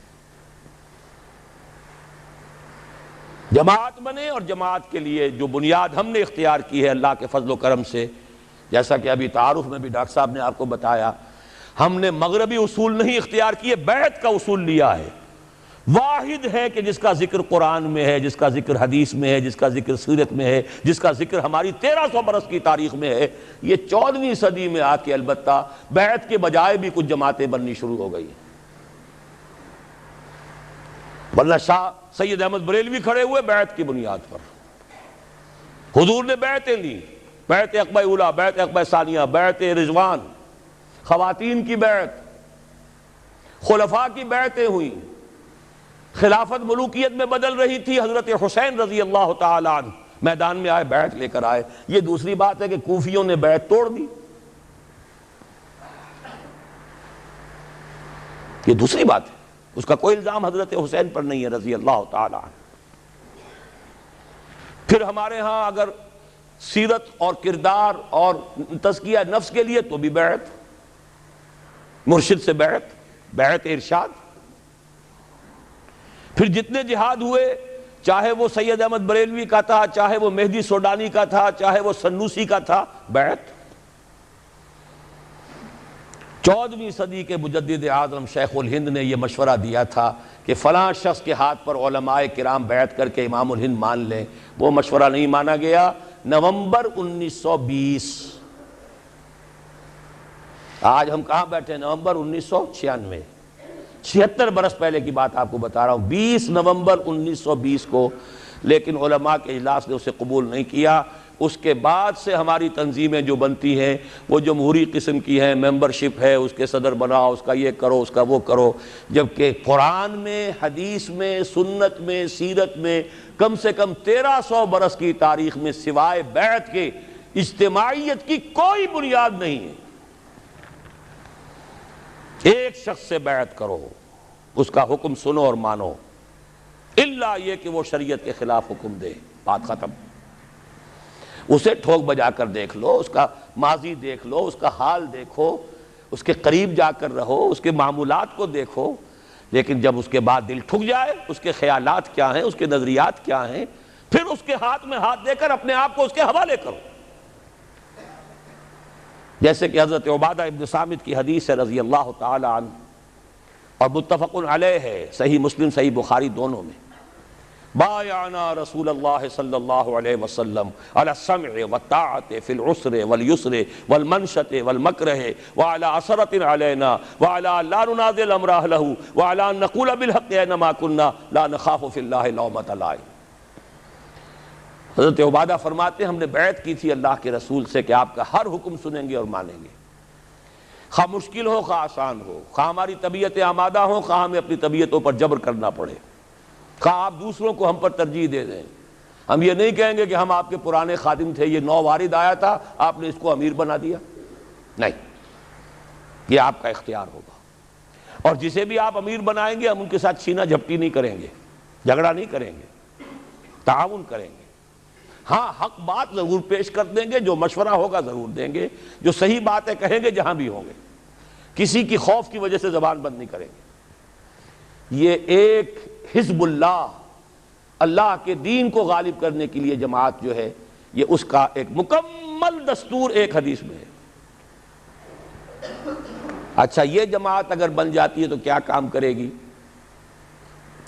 سورہ آل عمران کی آیت نمبر 104، وَلْتَكُمْ مِنْكُمْ أُمَّةٌ يَدْعُونَ إِلَى الْخَيْرِ وَيَأْمُرُونَ بِالْمَعْرُوفِ وَيَنْهَوْنَ عَنِ الْمُنْكَرِ وَأُولَٰئِكَ هُمُ الْمُفْلِحُونَ۔ پہلے ہر ایک متقی ہو، یا ایھا الذین آمنوا اتقوا اللہ حق تقاتہ، آیت نمبر 102 یہ ہے۔ پھر جڑیں، ملیں، واعتصموا بحبل اللہ جمیعا ولا تفرقوا، جمعیت بنو، اور پھر وَلْتَكُمْ مِنْكُمْ أُمَّةٌ، تین کام کرو بس، خیر کی طرف دعوت دو، نیکی کا حکم دو، جہاں بھی حکم کا اختیار ہے، گھر میں تو نیکی کا حکم دو۔ اگر کوئی صاحب حیثیت ہے، چودھری ہے کسی علاقے کا، اپنے محلے میں تو حکم دے، جس کو جو وجاہت، جو حیثیت بھی کہیں حاصل ہے، باس ہے کسی دفتر کے اندر، وہاں تو نیکی کا حکم دے۔ وَيَنْهَوْنَ عَنِ الْمُنْكَرِ، اور بدی سے روکو۔ اس بدی سے روکنے کے پھر تین درجے حدیث میں آئے، من رأى منکم منکرا فلیغیرہ بیدہ فإن لم یستطع فبلسانہ فإن لم یستطع فبقلبہ وذلک اضعف الایمان۔ جو بھی تم میں سے کسی بدی کو دیکھے، برائی کو دیکھے، اس کا فرض ہے کہ ہاتھ سے روکے، طاقت سے روکے۔ اس کی قوت نہ رکھتا ہو زبان سے روکے، اس کی بھی ہمت نہ ہو تو دل میں نفرت ضرور رکھے، اور یہ ایمان کا کمزور ترین درجہ ہے۔ اسی کو دو حصوں میں تقسیم کر لیجئے۔ جب تک طاقت کافی نہیں ہے، زبان ہی سے دعوت الی الخیر ہوگی، زبان ہی سے امر بالمعروف ہوگا، زبان ہی سے نہیں عن المنکر ہوگا، طاقت استعمال نہیں ہوگی۔ جیسے کہ حضور صلی اللہ علیہ وسلم نے پہلے دن کہا یہ بت سب بکواس ہیں، یہ ان کی کوئی حیثیت نہیں، ان ہی الا اسماء سمیتموہا، یہ تم نے نام رکھ چھوڑے، ان کی کوئی حقیقت نہیں، کسی بت کو توڑا نہیں۔ 12 برس تک اسی سے نے کعبہ میں نماز پڑھی ہے جس میں بت رکھے ہوئے تھے، اسی کعبے کا طواف کیا جس میں بت رکھے ہوئے تھے۔ ہجرت کے 7ویں برس عمرہ قضا کرنے گئے ہیں تو اسی کعبے کا طواف کیا جس میں بت رکھے ہوئے تھے، وہی نماز پڑھی ہے جب دائیں بھی بت، بائیں بھی بت، سامنے بھی بت، پیچھے بھی بت۔ ہاں، طاقت کے ساتھ جب گئے اگلے ہی سال سن 8 میں، اب جاتے ہی 10,000 قدوسیوں کے ساتھ جب داخل ہوئے، پہلا کام کیا کیا؟ جاء الحق وزهق الباطل ان الباطل کان زہوقا، ایک ایک بت کو گرایا ہے اور توڑا۔ یہ ہوا، یہ طریقہ ہے، طریقہ نبوی ہے۔ اس موضوع پر میری کتاب جو ہے خطبات خلافت، جو میں نے شروع یہی کیے تھے، کیونکہ خالق دینہ ہال میں جو پہلی تحریک چلی تھی خلافت کی، وہ احتجاجی تحریک تھی کہ انگریز کیوں سازش کر رہے ہیں ہماری خلافت کو ختم کرنے کی۔ اس میں جو ہمارے اکابرین تھے، اس میں مولانا محمد علی جوہر تھے، مولانا حسین احمد مدنی تھے، مولانا ابوالکلام آزاد تھے، ان پر مقدمہ خالق دینہ ہال میں چلا تھا، جس پر سے آپ گزرتے رہتے ہوں گے بندر روڈ پر۔ وہیں سے میں نے 3 سال پہلے خطبات خلافت کا آغاز کیا تھا، 4 دن خطبات تھے۔ پھر یہ خطبات میں نے کراچی کے بعد لاہور، پشاور، راولپنڈی اور نہ معلوم کوئٹہ کہاں کہاں دیے ہیں۔ اب وہ کتابی شکل میں بھی شائع کر دیے گئے خطبات خلافت کے نام سے، اور اس کے آخر میں یہ طریقہ کار بھی پورا میں نے بحث کر دی ہے کہ طریقہ کار کیا ہے۔ جب تک طاقت کافی نہیں ہے زبان، جب طاقت کافی ہو جائے گی ایجیٹیشن، گھیراؤ، جلاؤ نہیں، گھیراؤ، پکٹنگ، اب نہیں ہونے دیں گے، یہ حرام کام ہے، نہیں ہونے دیں گے، اس اڈے کو نہیں چلنے دیں گے، ہم بیٹھے ہیں یہاں، پہلے ہم پر گولیاں چلاؤ، یہ سودی کاروبار بینک کا نہیں چلنے دیں گے، یہ اخباروں کو نہیں نکلنے دیں گے ان ننگی تصویروں کے ساتھ۔ آخر ایم کیو ایم نے بند کر دیا تھا ناطقہ کے نہیں، جنگ کا۔ طاقت ہو، جلاؤ کی ضرورت نہیں، گھراؤ تو کرو۔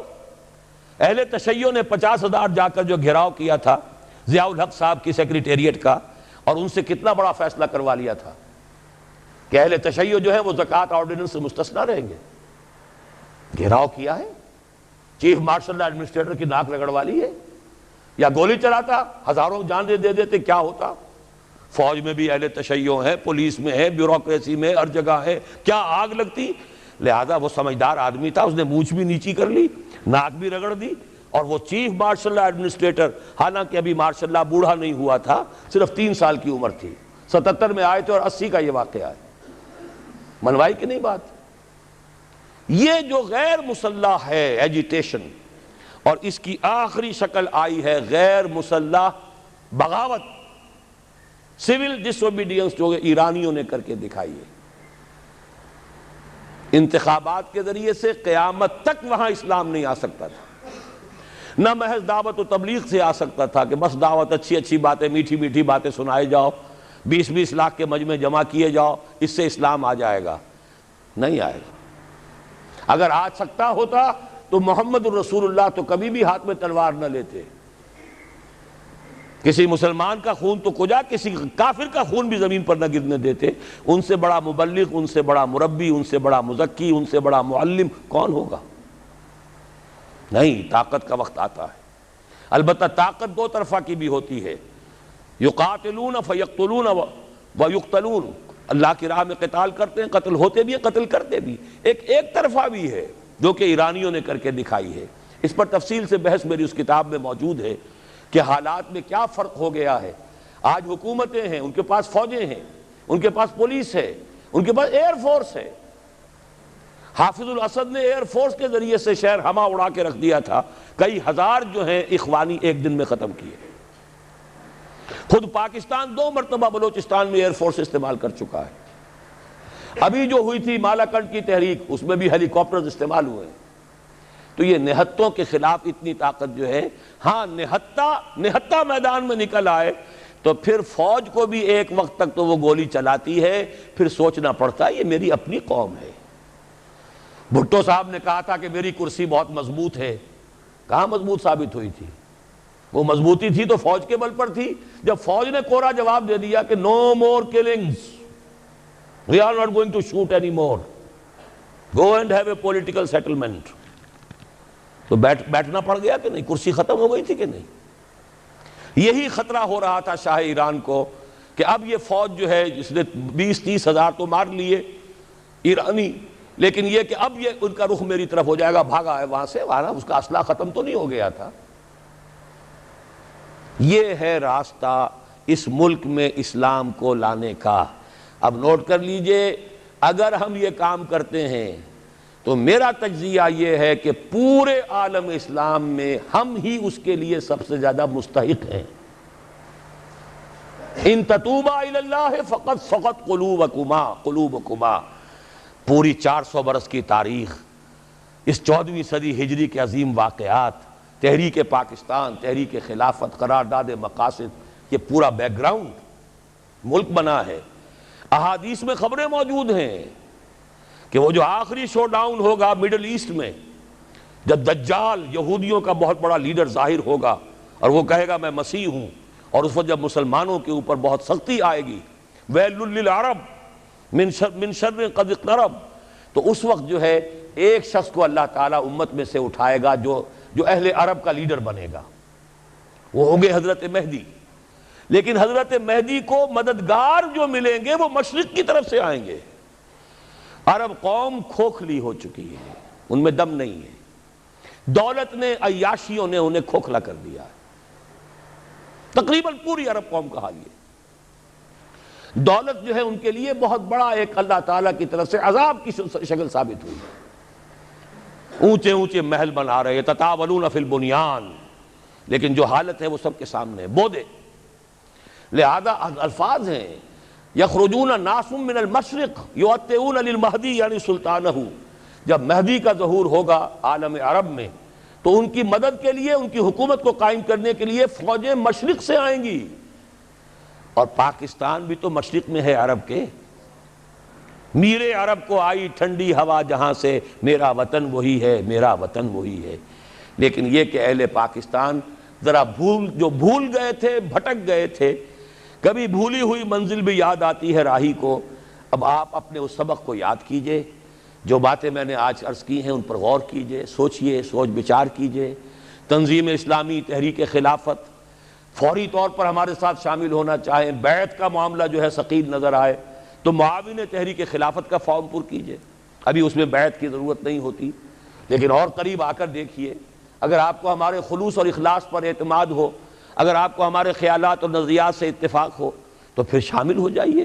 پھر اس کے من انصاری اللہ، کون ہے میرا مددگار اللہ کی راہ میں تو اسی کے لیے گھوم رہا ہوں، اسی کے لیے پھر رہا ہوں، اسی کے لیے 1970 میں نے 71 میں اپنا پروفیشن چھوڑ دیا تھا۔ آج 25 برس پورے ہو چکے، بلکہ 26 ہو گئے، 96 ختم ہو رہا ہے اور وہ تھا 71 کا شروع۔ میں تو اس کے بعد سے سن 54 کا MBBS کیے ہوئے ہوں، لیکن میں نے چھوڑا ہے۔ کیا کیا ہے آپ کو بھی معلوم ہے، ایک ہی نام میرا جو ہے مشہور ہوا، قرآن مجید کا کوئی دیوانہ ہے، قرآن کا مدرس ہے، درس قرآن ہے، چاہے وہ کبھی ہو رہا ہو بڑے بڑے آڈیٹوریمز میں، کہیں چھوٹی چھوٹی مسجدوں میں، کہیں چھوٹے ہالوں میں، کہیں ہماری اکیڈمی بن گئی ہے تو اس میں، لیکن یہ کہ کبھی موقع ملا تھا تو الہدا، وہ جو ہے 15 مہینے مسلسل جو ہے الہدا، اور وہ پورے ملک کے ٹیلی ویژن اسٹیشنوں سے ٹیلی کاسٹ ہوا۔ یہ سب کچھ کام میں نے کیا قرآن کا۔ قرآن کے ذریعے سے لوگوں کو کھینچو، انہیں پھر جمع کرو بیعت کے ذریعے سے، قرآن تبدیلی برپا کر دے گا۔ جیسے کہ ڈاکٹر صاحب کہہ رہے تھے کہ یہ قرآن وہ شے ہے جب اندر اترتا ہے تو بدل دیتا ہے انسان کو، چوں بجاں در رفت جہاں دیگر شبد، جہاں چو دیگر شد جہاں دیگر شبد۔ پھر ان بدلے ہوئوں کو، ریفارمڈ لوگوں کو جمع کرو، بھیڑ جمع کرنے سے کچھ حاصل نہیں ہے۔ یہ جو اپنی معاش اور اپنی معاشرت کو صحیح کر چکے ہو، اپنی ذات اور اپنے گھر میں دین نافذ کر چکے ہو، وہ جمع ہو، اور جمع ہو مضبوط سب و طاعت والی جماعت کے اندر۔ جب تک طاقت کافی نہیں، زبان سے دعوت بھی ہے، نہی عن المنکر بھی ہے، اور امر بالمعروف بھی ہے۔ جب طاقت ہوگی تو کسی دینی ایشو پر ایجیٹیشن کریں گے، اب یہ کام ہم نہیں ہونے دیں گے، یا ہم نہیں یا یہ نہیں، اور پھر نتیجتاً یا تخت یا تختہ۔ اقول قولی ھذا واستغفر اللہ لی ولکم ولسائر المسلمین والمسلمات۔